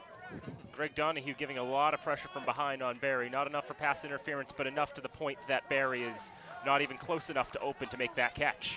2:35 to play here in the 2nd quarter. Castleton facing 3rd and 4. Bowles under pressure. He will run for it. He is tackled at the 40-yard line. It's a gain of about 3. He is a yard shy of the 1st down. And we see Bowles trying to scramble. We've seen a little bit of that, but not to too much success. But that time he's able to find a bit of a hole, tries to dive for the 1st down, ends up just a yard short. So now 4th and 1. Castleton is content to let the clock run. 15 on the play clock from here, so a timeout to be taken would be around 149, 148. I think both teams are satisfied with just letting the clock run down. Pat Haverty may be deciding that the best course of action is to go into the half. While we have a moment here, let's send it down to Amanda Agassi with an injury update. Hey guys, so another brief injury report. We had the quarterback, Garrett Delicia. He actually just went back to the locker room to close out the half. I talked to him as soon as he came off the field. Looks like he was limping. He said that he might have rolled his ankle after that fumble play that you guys saw a little while back. He said hopefully it won't be that bad. He's just not going to be running around as much and hopefully doing more passing, but he definitely went back to the locker room. And I already saw that our backup quarterback was doing some drills and getting ready and warming up. So hopefully we could see some playing time from him, but hopefully Garrett will come back. Back to you guys. Thank you very much, Amanda. So we do know that Garrett Delicia has returned to the locker room early. Fitchburg State pretty much giving up on the last 148 of the first half. And to be quite honest, when they're up by 2 scores against an opponent of the caliber of Castleton, that's probably the right course of action, Alex. Yeah, and I think Fitchburg State has to be a bit relieved to say it's only a rolled ankle. I mean, it's going to be nagging. It's not like it's, it's like... the player says it's a rolled ankle. Yeah. We hope it's a rolled ankle. Well, yeah. He's walking around on it. He is throwing. I don't think he ruptured his Achilles or anything. No. But it's not it's good to see that Delicia is of the belief that he can play through this, and perhaps he actually can. Yeah, and I think Fitchburg State has to feel pretty good about that. I mean, rolled ankle is very uncomfortable. Don't get me wrong, it's very nagging, but the result could have been a lot worse. And I think we all saw the play as it happened. It did look a little worse than that, and the way he was moving around, it was not very comfortable. So Fitchburg State has to be a bit relieved there. 4th and 1, Castleton elects to kick it away. Short punt by Pat Powers. This actually takes a Fitchburg roll, and it will go out of bounds at the 37-yard line. I guess to go back on your guys' point about Garrett Delicia, I do agree it's holding him out for the rest of the game, or holding him out, or trying to probably just for the rest of the first half. At least, I think, would work out a little better than trying to keep him in the game and perhaps risk another injury, what have you. Especially, you're going from what is going to be basically 0 to 100 next week, is in 6 days. It's Framingham coming to town, and they're the kings of the conference right now. If you wanted to throw them, you want to have the best that you've got. Yeah, exactly. I mean, this is just a non-league game against an opponent that I feel Fitchburg State is a lot better than. So that is James Antonelli, the sophomore backup quarterback. He will hand it off on first down. Straight up the middle. Looks like that's Javon Brown-Simpson, the ball carrier. He's gained about a yard. Falcons showing no real urgency here. I think they're going to be content to just hand the ball off 3 times and go to the half. Castleton can't stop the clock anyway, but the Spartans will have the ball to start the second half. So I think they'd be fine with that as well. 2nd down and 9 for Fitchburg State. Antonelli play action fake, rolls to his left. He is brought down by the face mask, so that's going to be a sack, and there is no flag. Interesting. Guess they missed that, but for Antonelli, this is a chance to prove himself and show that he perhaps can do some things as well out there. He's only a sophomore, so he perhaps would be the heir apparent to Delicia for next season and beyond. But, of course, gets wrapped up almost immediately. Yeah, that was Tyler Billings, a freshman linebacker, 5'10", and it did look very, very close to a face mask on that play. After the sack, it is 3rd down and about Gardner. So Antonelli will probably take a snap, hand this ball off, and we'll go to halftime. Brown-Simpson, the ball carrier. He's across the 35. Good run for him. Stopped well shy of the line to gain, and we will, in fact, go to halftime with the score Fitchburg 14, Castleton 3. And real quick, Alex, I think if you're Pat Haverty, aside from the injuries to your quarterback and perhaps to your kicker, you have to be very relieved that you're actually leading this game. I think you do. I mean, especially with the penalties like we brought up earlier. Already over 100 yards in penalties, so it's really picking off from last week, like we opened up the show with. And also the turnovers as well. Fitchburg State has had key turnovers, but fortunately for them, Castleton hasn't been able to take full advantage of that. This is a close game, only 11 points, but I feel like Fitchburg is in firm control. Danny Bolak, 2 sentences. What do the Falcons need to do in the second half? Well, get better squared up in terms of discipline is what I would think, and that's one. Yep, okay, that's one sentence. Better discipline, and second, I haven't got a second for you. Okay. That's one sentence. That's fine. More discipline. I like it. We will take a break as well. We'll go to the locker rooms for halftime. Stick around with the second half action coming up. Fitchburg 14, Castleton 3. We'll be back with the third quarter right here on FATV. Back to live action here at Elliott Field. Fitchburg State leads Castleton 14-3 in the first ever football meeting between these two schools.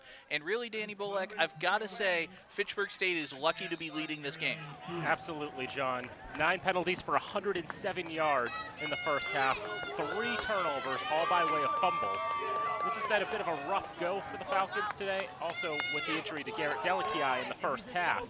I mean, it's gone not that well, but they're still up by 11 points. Kickoff for the second half is away. Good kick by Christopher Ludwig, taken in at about the 13-yard line. That's Jody Alessandro for Castleton. He's up to about the 30-yard line, and we'll bring in Alex Bogdasarian as we start the third quarter here. Alex, what does the Castleton offense need to do if they want to get back in this game? Well, I think they still have to get Mo Harris going a little bit more. I think Fitchburg State really shut him down at the line of scrimmage. But what I did like from Castleton at the first half was their ability to get Mo Harris out in the back more as a receiver rather than a running back. And I think to break up his runs, break up the predictability a little bit, dumping the ball off to him, really getting him going, getting his confidence back into this game can get them back into the game. First handoff of the second half goes to Mo Harris. He's across the line of scrimmage to about the 33-yard line.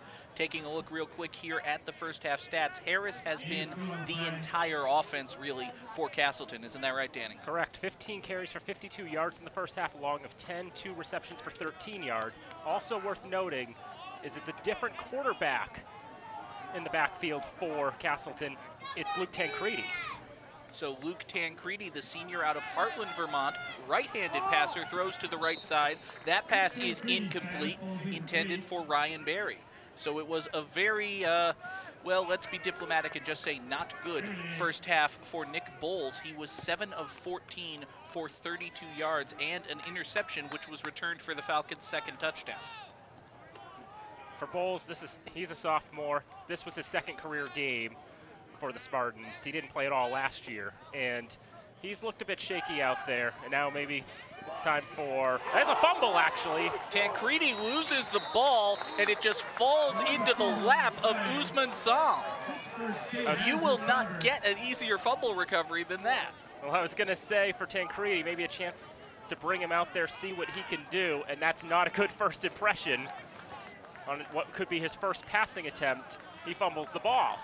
Yeah, and it was a high snap there, so I wonder if it really threw off the entire game plan, and he had to really improvise there. And Fitchburg State really pounces on a tremendous opportunity here. And now, story of the second half, no Garrett Delakiai to start. That is correct. James Antonelli remains the quarterback for Fitchburg State. They'll go from the pistol on 1st and 10. Handoff goes to Javon Brown-Simpson. He's up along the right side for a gain of 1. Now, guys, during halftime, I was able to speak with our excellent sideline reporter, Amanda Agassi, and she told me that Garrett Delakiai told her that he was in an excessive amount of pain. He really did hurt his ankle. He said he thought he rolled his ankle on that play in the first half. And as you see, James Antonelli is in the shotgun to start the second half for Fitchburg State. His second down pass is complete up along the right side. That's Taylor Ekstrom, the receiver, and it will be third down and about 2. First career pass attempt completed for Antonelli. He did not play at all last year. He gets a nice throw out there to Ekstrom on the right side, trying to battle for the first down yardage, about 2 yards short. But this is pretty manageable for the Falcons, who in the first half were 3 of 8 on third down. Third down and a long 2 for Fitchburg State. Javon Brown-Simpson's in the backfield, and he'll get the carry. Castleton saw that coming, however. They will stand him up and shove him back. No gain, maybe even a loss, and Fitchburg State will face a 4th down.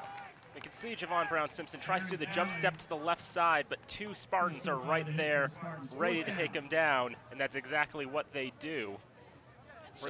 Brings it down to 4th down, and it looks like they will keep the offense out on the field. That's Darren Callan making the hit. Tell me about him, Alex. Yeah, the senior linebacker out of Fairfield, Vermont, and really one of their star players from last season. Named to the ECAC All-Academic team as well.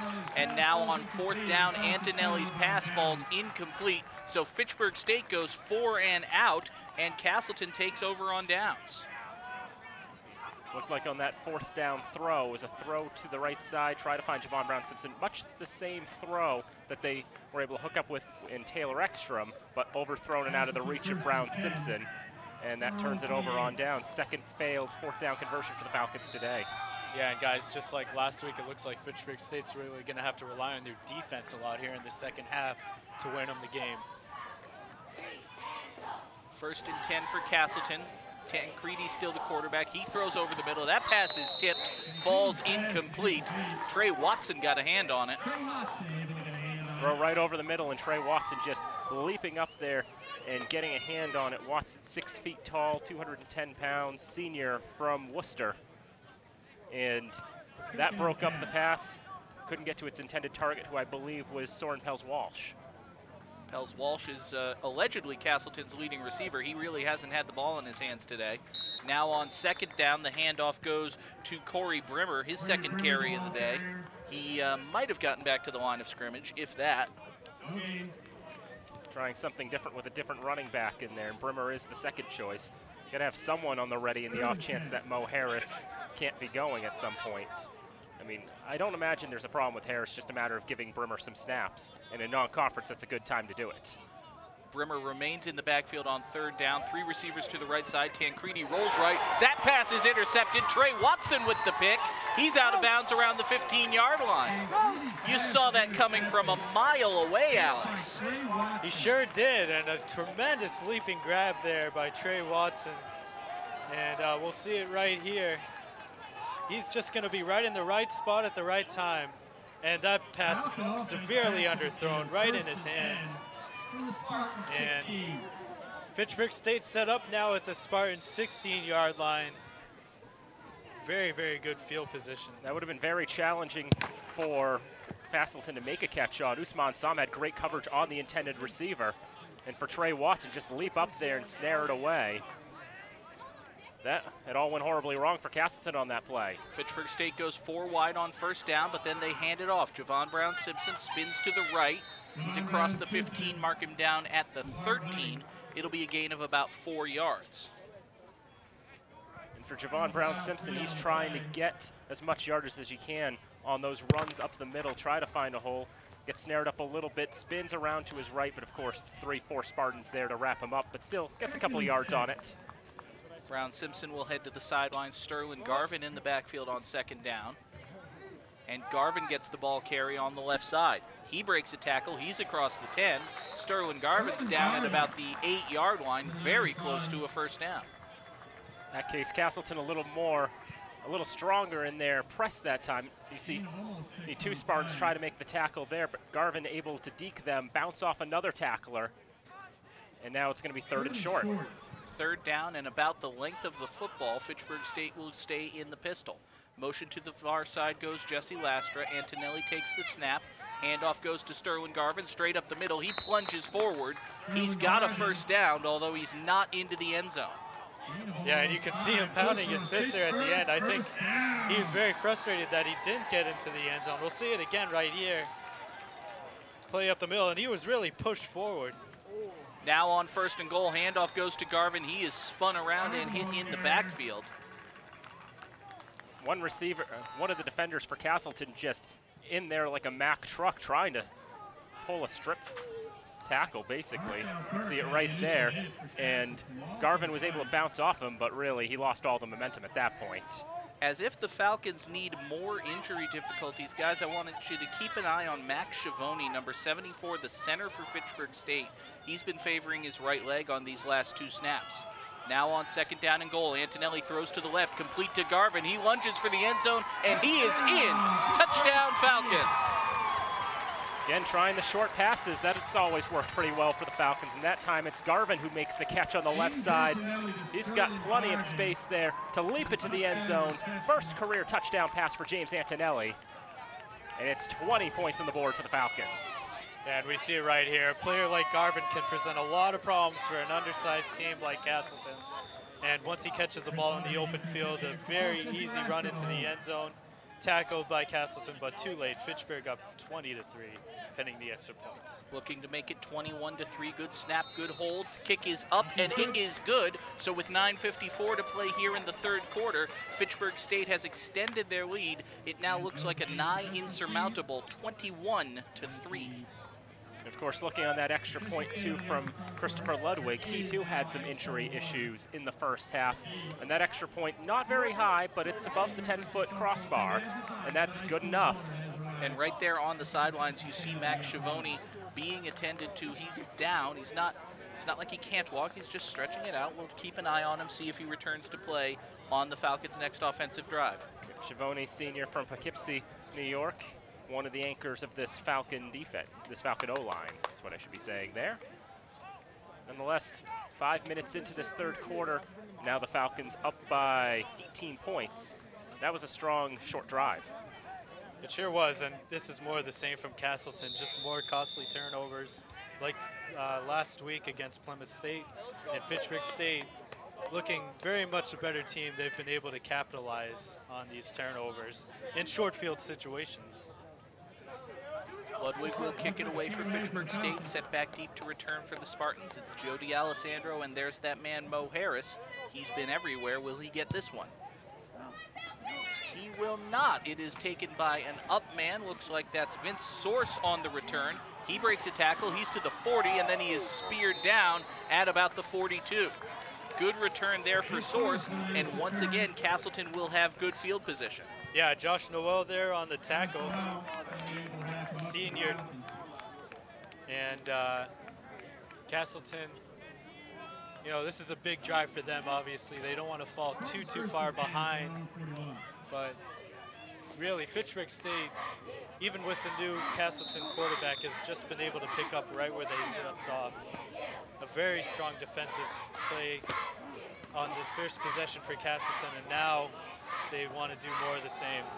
Handoff goes to Mo Harris on the left side. He breaks out of one tackle, breaks out of two, and he's able to get, for all of that effort, he only gained about 3 yards. Yeah, and guys, I'm surprised that Castleton isn't opening up the passing game a little bit more here. I mean, this is a non-league game for them. They're way down. They really need to start passing the ball more, in my opinion, if they want to get back into this game. Part of it will come down to the capability of those who will be throwing the ball, and right now Tancredi only has one reception to the wrong team. Handoff goes to Harris on second down. He's across midfield, very close to the line to gain. They're going to stop the clock and move the chains. It'll be first down Castleton. Gets just past midfield, and that time Harris, not having to break as many tackles, he finds a hole on the left side. The Spartan line able to open it up, and he's able to burst through for 9. High snap. Tancredi can't handle it. He falls on it, and he is able to save it. So fortunately for Castleton, they don't lose the ball. Take a look at this one again. Just a high. Go ahead.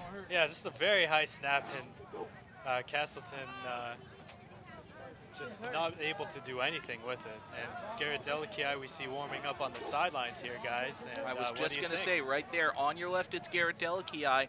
On the right for the Falcons, it's James Antonelli. Back to live action. Tancredi throws left side. That pass is complete. That's probably the best pass we've seen a Castleton quarterback throw all day. Makai Hawkins with the reception. Hawkins open on the left side, able to get back all the yards lost on the misplayed snap and a few extra. First career pass complete for Luke Tancredi. Actually, it's a senior, so maybe he's got one before, but nonetheless, first this season. Third down and 7. Tancredi tried to keep it himself, but he's brought down in the backfield. Call it a loss of 2. It'll be fourth down and 10. Yeah, we'll see if we have a replay here, but DeMar Collins, a very nice play up the middle, really coming in unblocked, and yeah, we'll see it right here. DeMar Collins coming in from the side, making a nice tackle right at the legs. And Castleton forced to punt once again. Tancredi was running that play as if he was going to run it the whole way. Too much telegraphing there, and he'll eat the sack. Fourth down and 10. Castleton will kick it away. Good snap. Pat Powers drops it, and he is destroyed. My goodness. I think Fitchburg fell on the ball. That is academic. That was Dominic Romano, the sophomore, in on the play. My goodness, if you are a punter and you don't handle the snap, this is what happens. That's a good snap. Powers just isn't able to catch it, and he is annihilated. At that point, you've just got to jump on the ball and eat it. There's really nothing more he could have done there. No roughing the punter when you're not really fulfilling the role of a punter, but just a player trying to cover it. Didn't matter who got it in the end. It's going to be Falcon ball. It looked like Powers wanted to pick it up and punt it. He couldn't do that. Antonelli still in at quarterback for the Falcons. He passes to the right side. That is complete. It's Herbert Acosta on the reception. Gain of about 4 yards. Acosta only 5'5", but still wide open and able to duck under tackles if need be with that size. That's what he was trying to do there. It was one of the Spartans and Jacob Trotwine is trying to make the tackle. He does make the tackle, but he gets a couple extra out of it.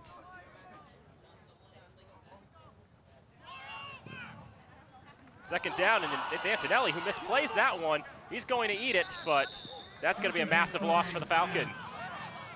Drop, snap, loss of 15, 20 yards. Take a look at this one. Alex, what just happened? Yeah, it looked like just a misread there on the snap count, maybe the cadence, and just a complete disaster. Fitchburg State fortunately to come up, and actually Castleton fortunate not for a late hit there as well. I know in terms it didn't look like a bad snap. It looks like it just went through his hands. Looks like just a little miscommunication there, in my opinion. It is a little high, and Garrett Delakia has always been so good at pulling down high snaps. He makes it look routine. But for someone like Antonelli, who may not have as much practice with that, that can create more of a challenge. Third down and 22. They just try a swing pass to the left side. It falls incomplete, intended for Jaquay Solomon. So the Falcons go 3 and backwards and out. Yep, and that's one of those passes that really, as you can see, Solomon didn't have much of a play on it, as that was Tyler Higley back there for the Spartans, who immediately had him wrapped up. Better that he dropped it other than take the loss of a few, even though it was already third and Gardner to begin with. So Ludwig will kick it away. He's set up at about his own 35. Low snap, but he's able to handle and get it away. High spiraling kick, fair catch called for and made. First fair catch of the season here on FATV. Surprised I would take to the third quarter. Castleton will take over 1st and 10 at their own 16-yard line. And while we have a second here, folks, we want to mention something that I think this is really cool. Next Friday night, 7 o'clock, right here on Comcast Channel 9, Verizon Channel 36, Fitchburg State is going to be hosting Framingham State University.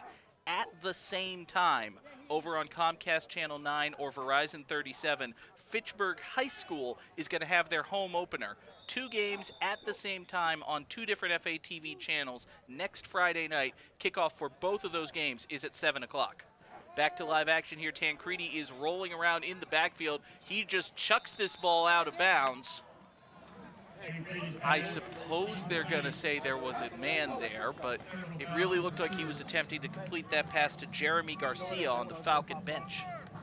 In the end, it went off of Dylan Woods' hands and into the hands of Malik Crawford. But nonetheless, that was thrown well out of bounds. Look how far Tancredi has to run to his right side just to find an opening, just to stick. And that one just chucked into the Falcon bench. Handoff goes to Mo Harris on 2nd down, and he does not get much. Maybe back to the line of scrimmage. I think on these 2 runs for Castleton, they've run a combined 40, 45 yards to the right and have gained nothing. Nothing, Alex? Nothing. Pretty And much nothing. Fitchburg State's defensive line has a lot to do with this, and you can see once Harris gets to the outside, he really has absolutely nowhere to go. Fitchburg State all over that one. 3rd down and 10 for Castleton. Harris sets up to the right of Tancredi. Play action. Tancredi will throw long and to the right and well over the head of his intended receiver. Looked like he was trying to hit Soren Pels-Walsh.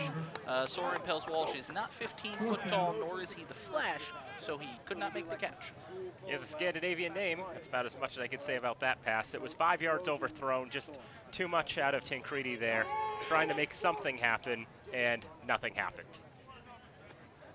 I think right now with the Castleton offense and the Fitchburg defense, and correct me if I'm wrong, Alex, this is the stoppable force versus the immovable object. I think you're dead on. I like to be. I try. Castleton will kick it away on 4th down. High end-over-end kick, very short. Bounces close to midfield and takes a fortunate roll for Castleton. So it's going to be downed at about the 35-yard line. Call it a net of about 38 yards. This is going to be really annoying to say. Castleton had a different punter in there. It was number 1. Castleton has 2 number 1s. I see. So it was either Brad Bombard or Rob Lineberger making that. It is actually Lineberger, as Dr. Hines does have a roster that lists Lineberger as a punter and kicker. I see. And we did not have a roster that listed Lineberger as such. So now we know who that is. That's true. 1st and 10 for Fitchburg State. James Antonelli remains the quarterback. They were going to go with 3 wide receivers. Now we're going to change footballs. And John, getting back to what you were saying earlier, I mean, this is really a size big advantage for Fitchburg State in this game overall. I think that's what they've been able to do so far, just dominate the line of scrimmage against somebody like Harris, who's a very good running back, and they've just completely shut him down in this game. Now, Mo Harris is no scrub. He was ECFC Rookie of the Year last year. He was first team all-conference. He is legit. You would not know it if you just watched this game. Antonelli keeps this one straight up the middle. He's very close to a 1st down. That play had no business being a gain for Antonelli. He was able to just go and scramble, run forward. He found a hole, and next thing you knew, he got himself about 10 yards. He got the 1st down. Good work by James Antonelli, not only seeing the hole and diagnosing it, but then after first contact, picking up more. Now back to live action. Handoff goes to Javon Brown-Simpson. He gets some good yardage, pickup of about 4. Call it 2nd down and 6 now for Fitchburg State. I know my dad always told me what my Pepe always told him, always keep your feet moving. And Antonelli did that a couple plays ago. That's how he was able to manufacture a 1st down out of next to nothing. 2nd down and 6 coming up for Fitchburg State. They'll go 2 receivers to the left, 2 more to the right. Javon Brown-Simpson remains in the backfield. Antonelli high snap, brings it in. Handoff goes to Brown-Simpson. And to your point, Alex, high snaps blow off the timing. We saw it again here. Yeah, that's right, and it really just makes the play happen 2 seconds behind what it really should, and that's why you see losses in the backfield like this. And it's really been an Achilles heel for Fitchburg State in this game, the high snap problems, and we saw it on the last drive with the 20-yard loss, whatever that was, and now they're going to have a 3rd down and long. Now 3rd and 6, Antonelli throws to the left. Pass is low but complete. That's Devin Samil, the reception. He is across the line, stop the clock, move the chains. It'll be 1st down Fitchburg. Yeah, nice play by Samil there, getting open on the sideline and using his height to fight its way for 1st down. He got it by about a yard. And Fitchburg State in business in Castleton territory once again. We'll see it right here. A nice low catch. And really, this is all about, ooh, and a dangerous tackle there at the end. High snap goes through Antonelli's hands again. He falls on the football. That's a loss of about 12. So that's the 2nd time already that James Antonelli hasn't been able to handle these shotgun snaps. Yeah, and we're seeing, I think this is a chemistry thing, guys. I mean, it's not like these snaps are bad. It's just that he's mishandling them. It's not Max Schiavone that's in the game. It's Grant Jensen who's making the he's making the snaps on the O-line. Antonelli back to pass. That ball is just swatted down. Alan Justice was having none of that. Everything short of the Dikembe Mutombo, not in my house. Well, he is 6'5", and he got right in the way of that pass. And you're right, I was waiting for him to wag his finger at the end of that one. Hopefully that wouldn't be considered unsportsmanlike conduct, but I think it would have been justified in that case.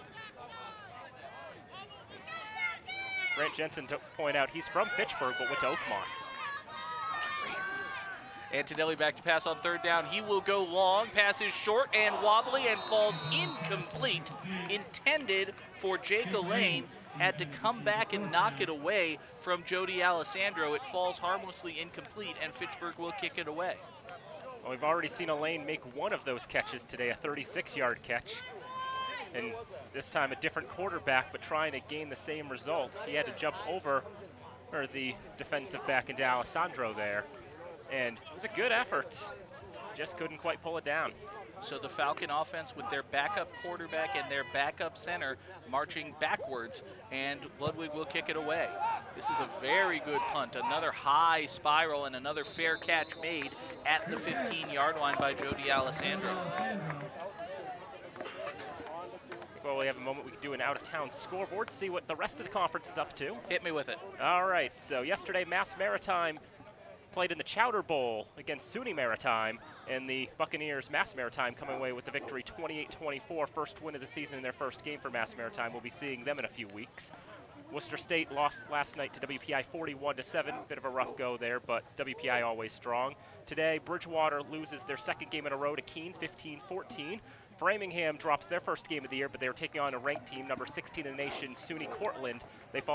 Framingham falls to the Red Dragons 49-21. Plymouth and Mount Ida in overtime, and Plymouth got a touchdown to start that one. Westfield getting blown out by Western New England in the President's Cup. That's a crosstown rivalry, 48-7, or a regional rivalry. First down handoff for Castleton goes to Mo Harris. He comes up along the right side and gains roughly nothing. So please continue with the out-of-town scores. And so that's about it really on that. And the last one is, well, actually, that's the one for the games in progress. Two other games to start a little later. Western Connecticut will take on Union of New York at 4 o'clock, and Hartwick will be traveling to Cressy Field to take on UMass Dartmouth at 5 o'clock. But for now, we are here at Elliott Field, where on second down, Tancredi's pass to the right side is complete. Mo Harris has blockers in front of him and open field. He's across the 40, loses the football, 45 into Falcon territory, and now there's a scrub for it. Who the heck has the ball? Looked like Malcolm Brown Simpson tried to make a play on it.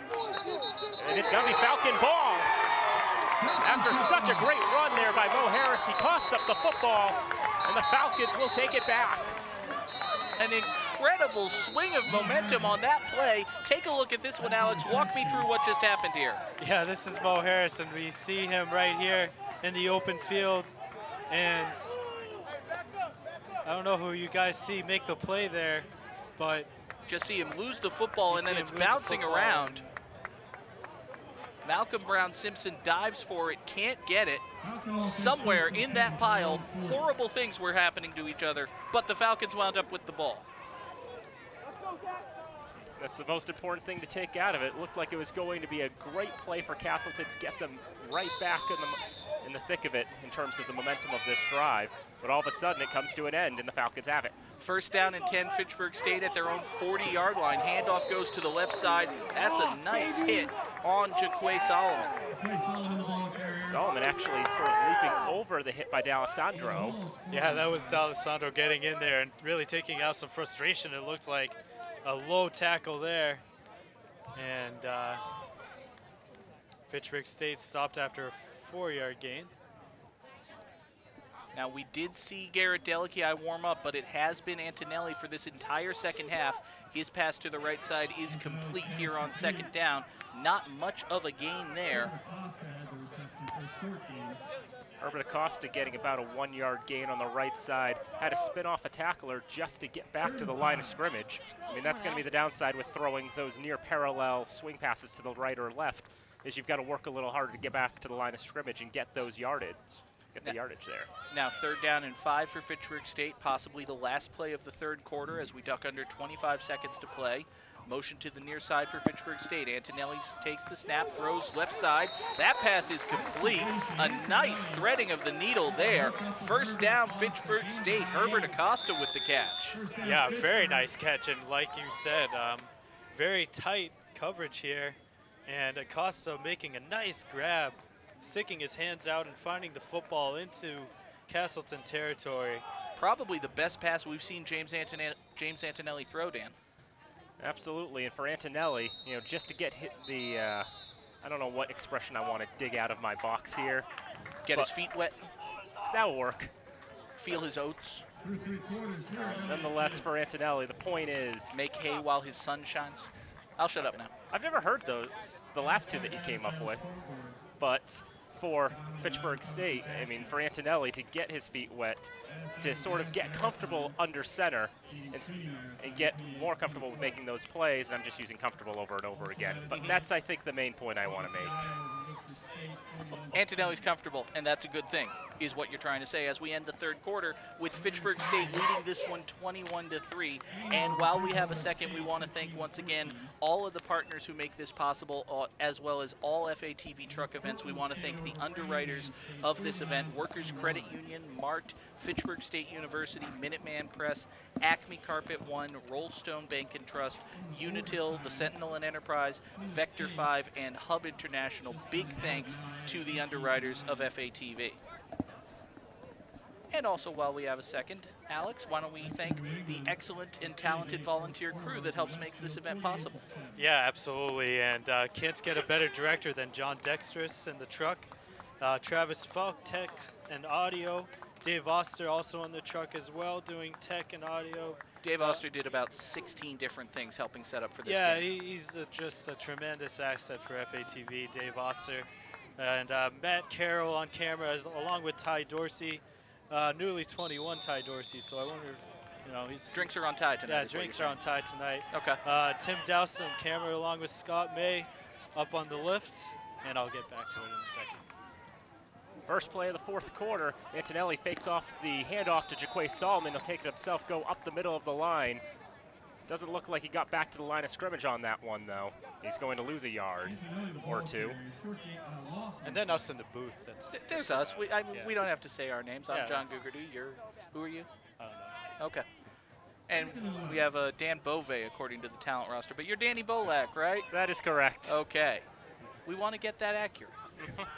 It's like, I've seen my names messed up a bunch of times before in new and unique ways. That's a first. Second down for the Falcons, and Solomon trying to get out of a tackle. Nice spin move made, but with a handful of jersey was Grant Cummings, and he wasn't going to let it go. Gain of a couple. As the Falcons get back to the original marker, plus a yard. He's not going to let it go. Does the cold bother him anyway? I'm sorry. We're trying to call a football game. I'm making jokes. I missed them all. Third down, 9 to go. 13:50 to go in the fourth quarter. Antonelli looks, throws to his right side. He's got Solomon down at the 40-yard line. Sort of cartwheels out of bounds. Looks like it's going to be a bit short of the first, but gets a large chunk of the yardage. And if the Falcons want to go for it, it's not a bad idea. Take another look at this one, Alex. Jaquay Solomon gets knocked head over heels. Yeah, that's right. That was number 2 for Castleton, making the play right at the ankles. Joe D'Alessandro, we have seen him all over the place, and it actually is enough for a Falcon first down. Yeah, he's been one of the big standout players defensively for Castleton in this game, if you want to say that. It'll be a run up the middle. Antonelli tries a pump fake to throw the Castleton defense. Doesn't work. About a couple yards gained for Solomon on this one. Falcons up by 18 points, basically. Solomon, I guess, number 3 on the depth chart. But he's getting some carries here, and as we've said, it's a non-conference game. It's the best time to try out players who haven't got so much playing time. On second down, here's a throw complete to Taylor Ekstrom, trying to break out of the tackle. 3 Spartans surround him and take him down, but not before Ekstrom gets to the 20-yard line for a first down. Yeah, and guys, Fitchburg State's really toying with this defensive backfield of Castleton right now, which seems very undersized. And this is just a microcosm right here. Taylor Ekstrom being able to stand in double coverage, make the play, and we'll see it right here again on replay. And that ball threaded in very nicely. I really feel like James Antonelli has a good feel for those quick slants over the middle. He's executed them very well. There's another one, Herbert Acosta to the right side. He'll get a nice chunk of yardage. Yeah, and I'm sure Pat Haverty really knows what his strengths and weaknesses are, and the strengths seem to have been the slant routes, and we have an injury here on Castleton. See where this took place. It was a little screen pass, and yeah, interesting to see what happens here. And that is Joe D'Alessandro. We just called him out. He has been a defensive star for Castleton today. And while we have a second, guys, I do want to point out Garrett Delikiai is on the field. He's still in his pads. You actually see him there in the Falcon huddle taking a knee. He's moving around still rather gingerly, so it remains questionable as to whether or not he's going to return.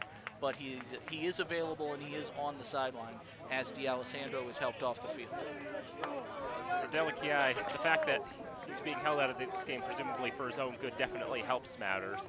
Not only does it keep him a little healthier for the big game in 6 days against Framingham, but it also gives Antonelli a chance to practice. It's not like Antonelli's going to be stealing Delakiai's job, but he's the heir apparent as it seems right now. The more practice he can get, the better. It'll be 2nd and 6 for the Falcons on the 16-yard line. Again with the 3 receivers to the left. And Antonelli will go to the right. He wants Ekstrom. He does not have Ekstrom as he can't come down with it. So he's running out of real estate in the back of the end zone. Antonelli with a beautiful pump fake to the left side, and then he lofted an incredible pass to the right. Taylor Ekstrom is going to see this in his nightmares at least tonight and maybe for a while. Guys, did he lose track of where he was on the field, or was that just a, I mean, he could have just dropped the ball. I mean, he could have stopped and he would have had a touchdown there. I think maybe he lost track or he was looking forward too much. Sometimes that happens. Jaquay Solomon run up the middle. That's going to be good enough for a first. So Fitchburg State is able to move the chains. A big hole up the middle. Great blocking by the Falcon O-line. Solomon wasn't even touched until he got to the second level. Ball at the 9-yard line. 1st and goal for Fitchburg. Solomon will go to his right to Ekstrom, and he's decked. A flag's going to come in for that. Ekstrom was hit in the head. That is a personal foul 10 times out of 10. Yep, a definite targeting penalty, and we'll certainly take a look at it, and here it is. It'll come right after the catch is made right there, and helmet to helmet. Yep. So no question, a personal foul. You suspect that the play call was made to try to get the touchdown that he just dropped. There's no shame in dropping that one. That man, he was hit in the head. That's a bad penalty. That's an automatic first down, half the distance to the goal. Number 10 is disqualified. And in fact, the man who hit Taylor Ekstrom has been ejected from the game for that helmet-to-helmet hit. And, well, if he's looking for sympathy, he won't find any here. So that is number 10, Mark Alberque coming off the field. Alberque, excuse me, as I look at our pronunciation guide. But for Alberque, if that's indeed a targeting penalty, he's not out of this game, just that. He'll miss the first half of next week's game against Salve Regina. As on 1st and goal, a run up the middle by Solomon. Stays on his feet for quite a while. Gets a couple on it. But yes, that was a helmet-to-helmet hit. You cannot continue to play football if you're going to be making those hits. No. Unless you play for the Denver Broncos, in which case just, keep whacking Cam Newton in the skull, I mean. Yeah. But they don't have targeting penalties in the NFL. 2nd and goal for the Falcons. Antonelli is going to take it himself, looking to the left side. He's got an opening. He's got a catch. It's a touchdown. It's Cody Mullen. The freshman wideout, Cody Mullen, pulling that one in for the Falcons. It's 27-3. Even with the backup quarterback, the Falcon offense is extending this lead. Now a 4-score game. Alex, take a look at this one. Yeah, and a great fake, and you can see Castleton bid on it big time. And right in the corner of the end zone, threaded perfectly. Fitchburg State with a touchdown, just pulling away right now at this point. Extra point for the Falcons. It is up. It is good. 4 for 4 day for the Falcon kicker, Christopher Ludwig. 28-3, Fitchburg. 11:02 to go in the 4th. And now, guys, this scoreline is taking on kind of what you thought it might look like at the start of this day. It was a bit of a rough path getting there. Obviously, you hope there are no serious injuries either to Ludwig or to Garrett Delakiai. But coming in, you kind of expected that Castleton, a team that's only had a football program for 7 seasons now, coming up against a very strong Falcon side. You didn't think them to win, and it looks like they're not going to. Well, the thing is with Castleton, they play in the ECFC, and I think you alluded to it earlier, Alex, about the strength of the conference. It's not a very strong conference. It's one of the weaker conferences in D3 football. And for Castleton, 2 back-to-back 7-3 seasons, they look very good. But when you're losing to Plymouth in your season opener, a game where Plymouth is one of the worst teams in this conference, that does not bode well for your odds against one of the best teams in this conference in Fitchburg State. Yeah, well said. And also the turnovers on top of that last week. And we've seen it once again here today. And Fitchburg State is just an even better team. So they're definitely going to take advantage of it.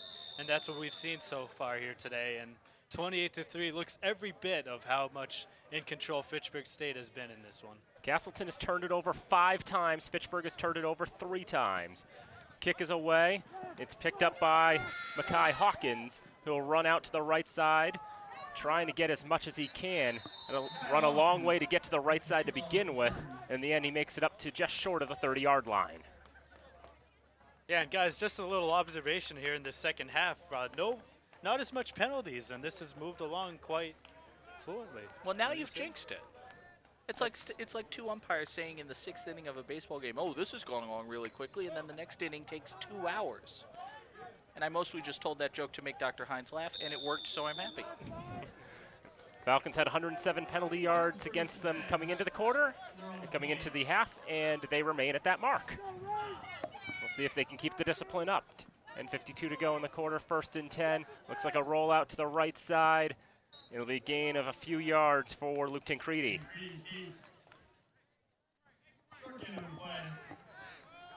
Just a short gain there for Tancredi, and Castleton really just trying to do the best they can to move the ball here, but not much going on for them today.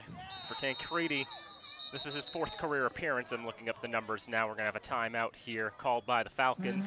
This is the 4th career appearance for Tancredi. Before this season, he had only thrown 1 pass, which was incomplete. He's a transfer, too, from Norwich University, former cadet.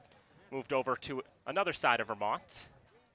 And I have to say, guys, honestly, I've been more impressed with Tancredi than I was with Nick Bowles. Tancredi at least has a fair bit of arm strength to him. He looks like he can deliver a well-thrown ball. The accuracy, the decision-making, obviously those leave something to be desired, and he is a senior, so you can't exactly say that he's a project.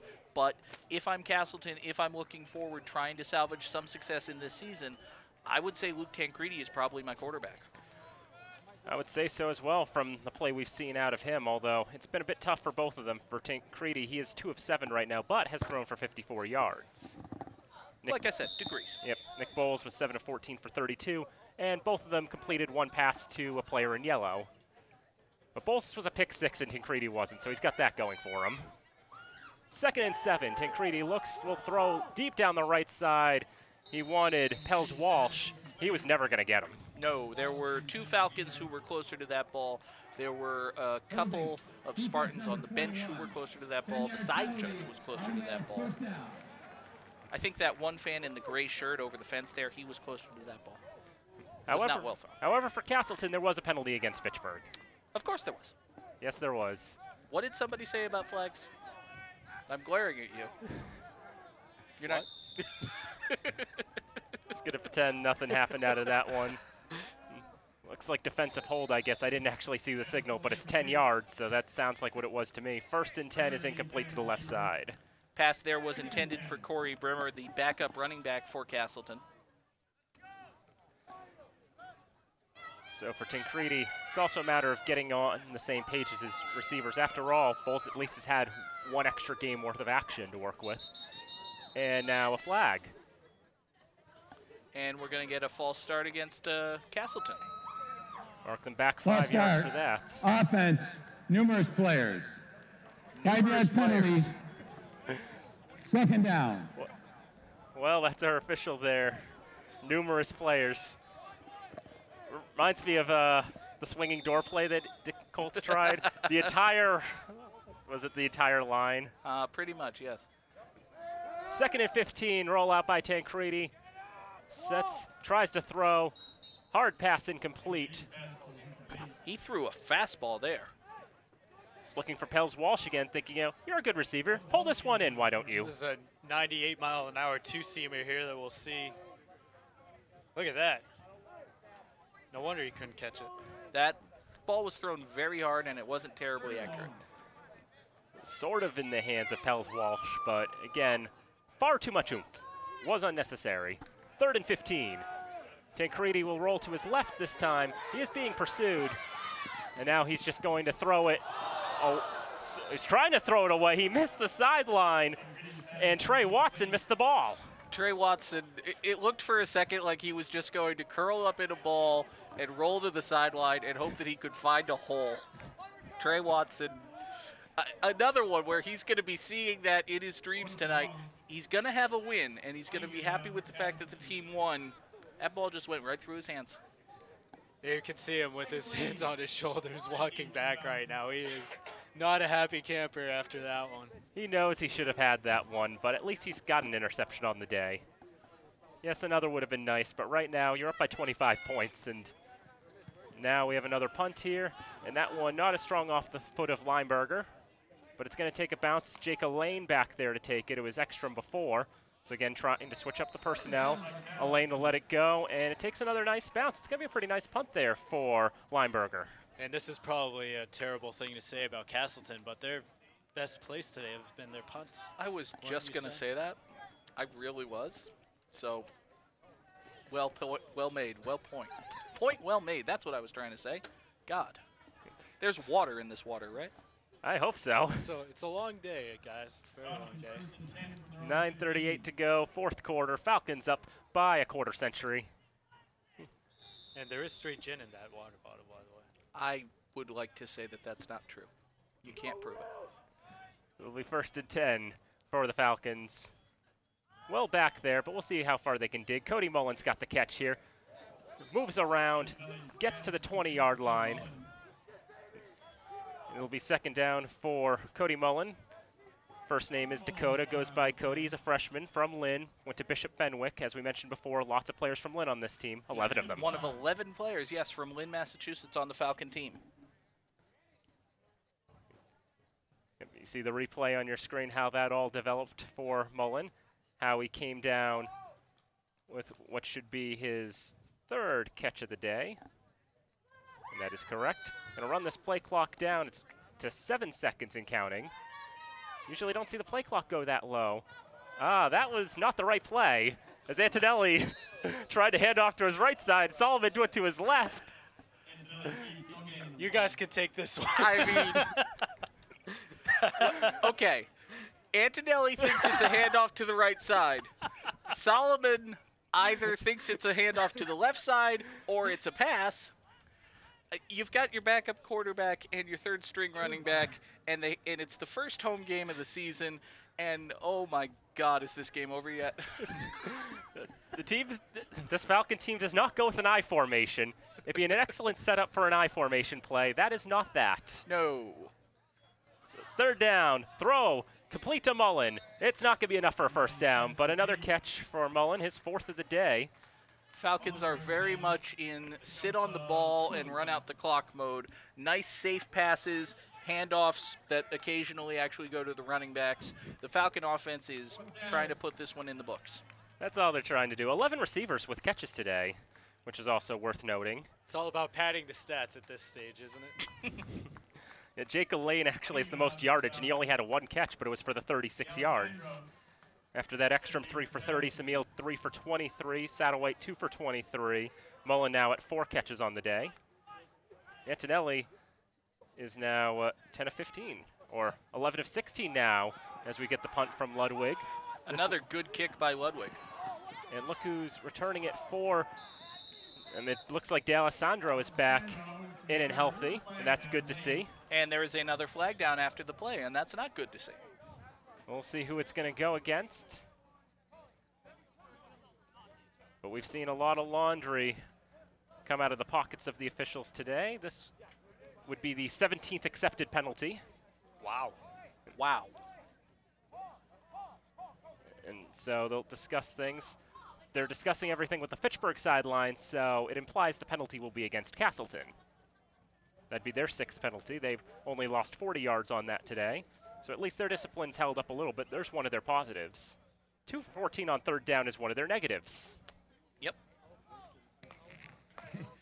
Personal foul, dead ball foul, late hit number 32 on the receiving team. That's a 15-yard penalty, 1st and 10. My implication was incorrect. It was a late hit against Fitchburg and Javon White. Well, the official indicated it was against the receiving team, then gave yards to the receiving team, then pointed 1st and 10 in the opposite direction. So I think everybody wants to go home. It's very hot out there today. It is very hot. Yeah, it just feels like it's getting more and more humid. 1st and 10 to the left side. Nothing gained on that one. That was Bremer with the run to the left.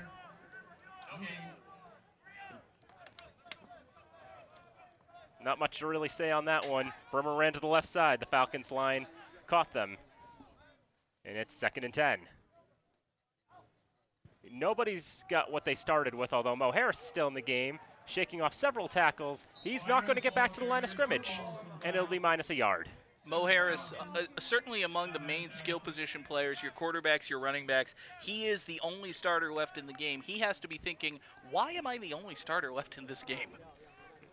Now 21 carries for 63 yards, somewhere around that. 3rd down, 11 to go. Clock keeps on ticking away. 6:20 to go. Low snap this time. Tancredi picks it up, runs away from Malcolm Brown-Simpson. Tancredi just chucks a prayer downfield, and Usman Sam nearly comes up with the interception as they tried to find Dan Blanchard near the goal line, but it was not to be for Castleton. That has to be at least the 3rd certain interception that has just gone off a man's hands today. Yeah, and Sam cannot be happy with himself after that one. That dropped literally right into his hands, and he dropped it. We'll take another look. Yep, it's been a struggle today for Castleton's quarterbacks. Tancredi looking for somewhere to go, just heaves it up downfield, and that usually doesn't turn out well. And while we were admiring the replay of that near interception, flags were thrown. There was a false start against Castleton. 5-yard penalty. They can have those 5 yards. 6th penalty, 45 yards in penalties for Castleton compared to the Falcons' 11 penalties for 133 yards. And guys, we're making a bit of light of it because that's what you have to do when you're in a bad situation. But looking forward to the Framingham State game, Fitchburg State really does need to be concerned about their discipline, their penalties, their turnovers, and on top of all of that, they have a short turnaround. This is a game in 6 days. This is Friday night. They are going to be back here on FATV playing against probably the toughest team in this conference. And, oh my God, there was another false start. So let's continue talking about Framingham State. Framingham did lose today, but they lost to a nationally ranked team in Cortland, at Cortland. I don't wish that fate upon anyone, really. So they're a team that's coming off a loss. They're going to be looking for revenge. Fitchburg State will have the advantage of being at home. It's a short week for both teams, but what do you think the Falcons need to work on as we go into next Friday night? Well, work on making sure that Delakiai is as healthy as can be. The offense, in terms of what we've seen today, has looked pretty solid. Holding on to the ball will be nice. 3 fumbles, and that was not a well-taken punt. It's going to partially blocked, in fact. In fact, it'll get past the line of scrimmage. It'll end up at around the 36-yard line. But for the Falcons to take on Framingham, they've graduated a lot of players. A lot of Framingham's best players did graduate. Tom Kelly, the head coach of the Rams, did say that he's glad that he's honored by the coaches picking Framingham to be the #1 team in the conference to repeat again. But with all the loss of personnel, he's not exactly sure it's going to be a cakewalk. Yeah, it's going to be a different Framingham team for sure, and they've been the class of the NASCAC for many years.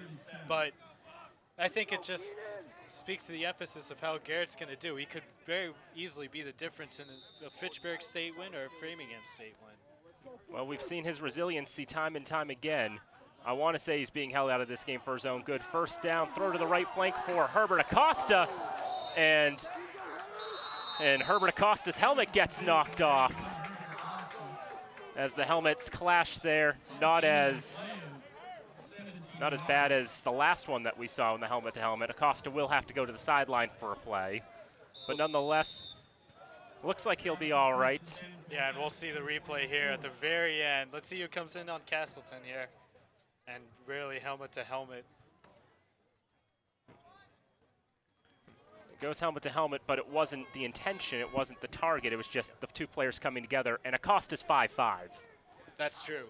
So if you're trying to go down low to prevent the helmet-to-helmet, well, you end up hitting his helmet. Sterling Garvin with a good run here. He's to the 35-yard line and a couple more. That'll be a 1st down. Another good run by Garvin. He's trying to stand out for himself in what is a crowded Falcon backfield. Competing with Javon Brown-Simpson for that #1 spot, who's getting the most carries. And he finds some nice gaps to exploit on the right side. Who do the Falcons really regard as their best running back? I know they have a few to choose from. But Well, I know Javon Brown-Simpson, when we did the intros, we recorded intros during media day, and Javon Brown-Simpson introduces himself as lead running back. He also took on the #1. He's willing to take that responsibility, but right now, the game's out of hand enough to the point that Javon Brown-Simpson doesn't need to be seeing any more snaps in this contest. No, this is very much get your backups in. Even if there wasn't the injury situation to Garrett Delichii, I think we would be well into James Antonelli being in the game. And getting back to your point about Delichii's health and is he being held out for his own good, Garrett Delichii is marching up and down the sideline. He's still hobbling a little bit. I think if this was not a 4-score game against an overmatched team, Delichii would be back on the field. But it is, so there's no reason for him to be out there. If it's a close game and it's another opponent in conference, Delichii's in there right now. But right now, he's walking up and down the sideline, wants to make sure his ankle's good. Jaquay Solomon's going to make a run here to the left side, bursting through on 2nd down and a little long. He's going to turn that into a lot of yards. If it's not a 1st down, it'll be close to one. Gain of about 10, it looks. Yep. Very close. They're going to spot it a full yard shy, actually. I thought that was a bit of a non-generous spot. So it'll be 3rd down and a full yard. Keep on ticking. The clock will keep on winding. 3 minutes and 30 seconds to go. Again, 25-point lead for the Falcons. 3rd and a long 1. Falcons only lining up with 3 receivers, one shading the other. But it's a run up the middle, and this will definitely be a 1st down for the green and gold. Another run for Jaquay Solomon. yeah, and you probably have the stats on the game on how well Fitchburg's run the ball, but it just seems like on all these plays up the middle, they've been able to carve up at least 3 or 4 per rush. As for Jaquay Solomon, that's his 8th carry now, around 30 yards on the day. Javon Brown-Simpson had 11 for 40. Sterling Garvin, 9 for 21. Hard to count up Delichii. He had 4 yards positive. Delichii had the 1 scramble for 16 yards, and I think his other rushes there are just sacks because college football is weird with stats sometimes. Yeah, they can't trust the scorers to figure out what's a sack and what's a designed run. And so this time it's a run to the left side. Chris Tomaketti, the sophomore out of Lowell, gets the run on that one. Moving down the ladder a little bit. Get him some snaps. First time we've called Tomaketti's name today. 4 yards to the left side for Tomaketti. Falcons doing well to rotate as many players as they can into the game. I mean, it's late. It's not close. It's hot. It's non-conference. It's hot. It's hot. God, it's worth repeating twice. It's getting uncomfortably warm out there. So it's going to be Tomaketti. Jumps around the line, around the scrum, pushing forward. He's going to get a 1st down. He's inside the 10-yard line. Good run there by Chris Tomaketti. Couple nice runs there for the sophomore. Again, finding the space. Around the 5-yard line, let's look at the replay.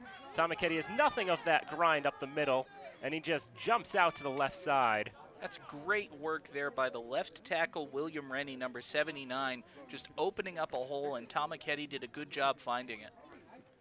1st and goal from the 5. Falcons running down the clock about as much as they can. Try to limit the number of plays. Quidden Perkins goes in motion to the left side. Antonelli tries running it himself. He will, and puts 6 more on the board for Fitchburg State. James Antonelli with his 1st career running touchdown. It's 34-3. Fitchburg State going to their strength in this game, and that's the running game. And right up the middle, easy does it. It's like butter. He was going to run it the whole way, and look at that hole. Designed to run every step of the way. Antonelli did not get touched until he crossed the goal line. Christopher Ludwig on for the 5th extra point attempt of the game. This one is no good, so it is 34-3.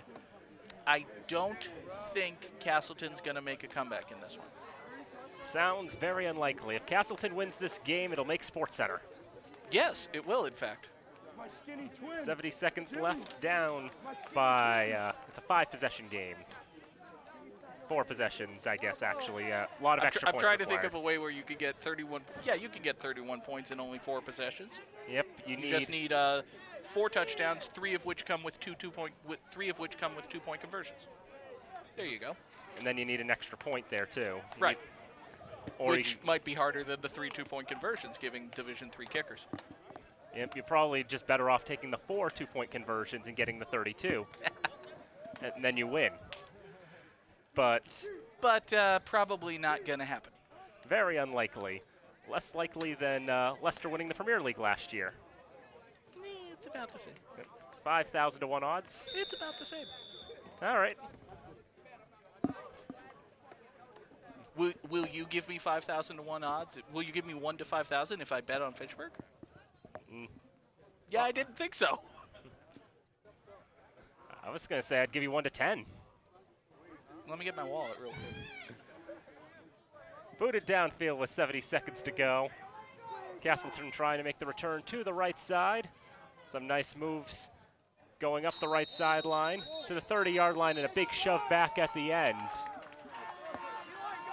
Making that run for them was Mo Harris, it so appears. Mo Harris still in the game, and really the Castleton offense has been the Mo Harris show. 22 carries, 64 yards. He is the leading receiver, both in terms of receptions and yardage. He is the kick returner. He is the punt returner. He is the offense for Castleton. More or less, it runs through him. That was actually his first kick return today, which is why I was so surprised he was taking one back, but there you go. On first down, a run up the middle. This is going nowhere. Don't know who took that one off the top of my head, but it didn't look like it was Harris, and that number started with the 2. May have been John Vita IV, the sophomore running back out of Stanfordville, New York. One of 2 players on this Castleton team whose name ends in the 4th, Frank King IV, an outside linebacker. 30 seconds left in this one, probably the final play.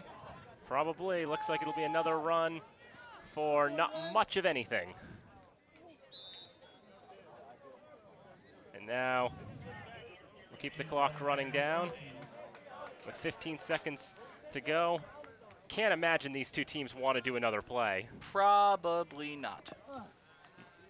So we will wrap it up. Falcons do take this one by a final score of 34-3. And Alex, obviously it's a one-sided victory, but there were some concerns for Fitchburg State as you look ahead to next week's matchup against Framingham State. Yeah, the concerns are obviously the penalty situation, getting a lot of penalty yardage again, and then also the turnovers. Fitchburg State's going to have to cut down on those. And guys, I would imagine in a top-tier MASCAC game next week, it's going to be another tightly called game. So both teams are really going to have to be disciplined. It's going to be something Pat Haverty really has to focus on in the short time between this game and Friday night when Framingham State comes to town. We do want to emphasize again, as you said, Alex, it is a 6-day turnaround. This coming Friday night, a 7 o'clock kickoff. Framingham State comes here to Fitchburg. They will be at Elliott Field taking on the Falcons. You can watch that game live on Comcast Channel 9, Verizon Channel 36, or on FATV.org. At the same time, Fitchburg High School is having their home opener against Wachusett. That is also a 7 o'clock kickoff, and that game is also on FATV, Comcast Channel 99, Verizon Channel 37, or again on FATV.org. For that one, you'll choose the government feed, and you'll get Fitchburg High's home opener against Wachusett. 2 games at the same time next Friday at 7 right here on FATV. Amanda Agassi is down on the sidelines with Falcon quarterback James Antonelli. Take it away, Amanda. Hey guys, so I'm down here on the field with our sophomore quarterback, Jimmy Antonelli. Nice job.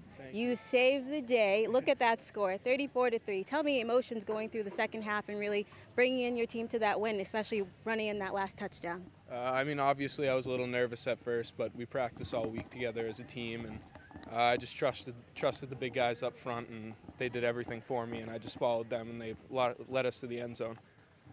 Awesome. Thank you very much for joining us. Thank you very much. Congratulations. Thank you. Back to you guys.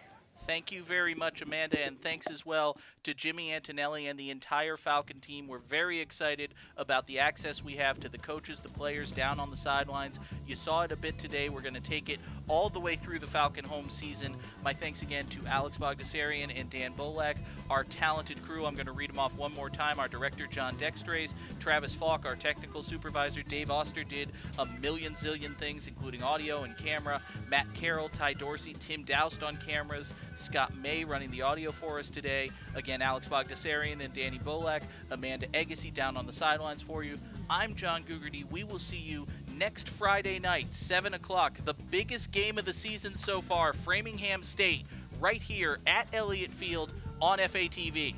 Have a good night.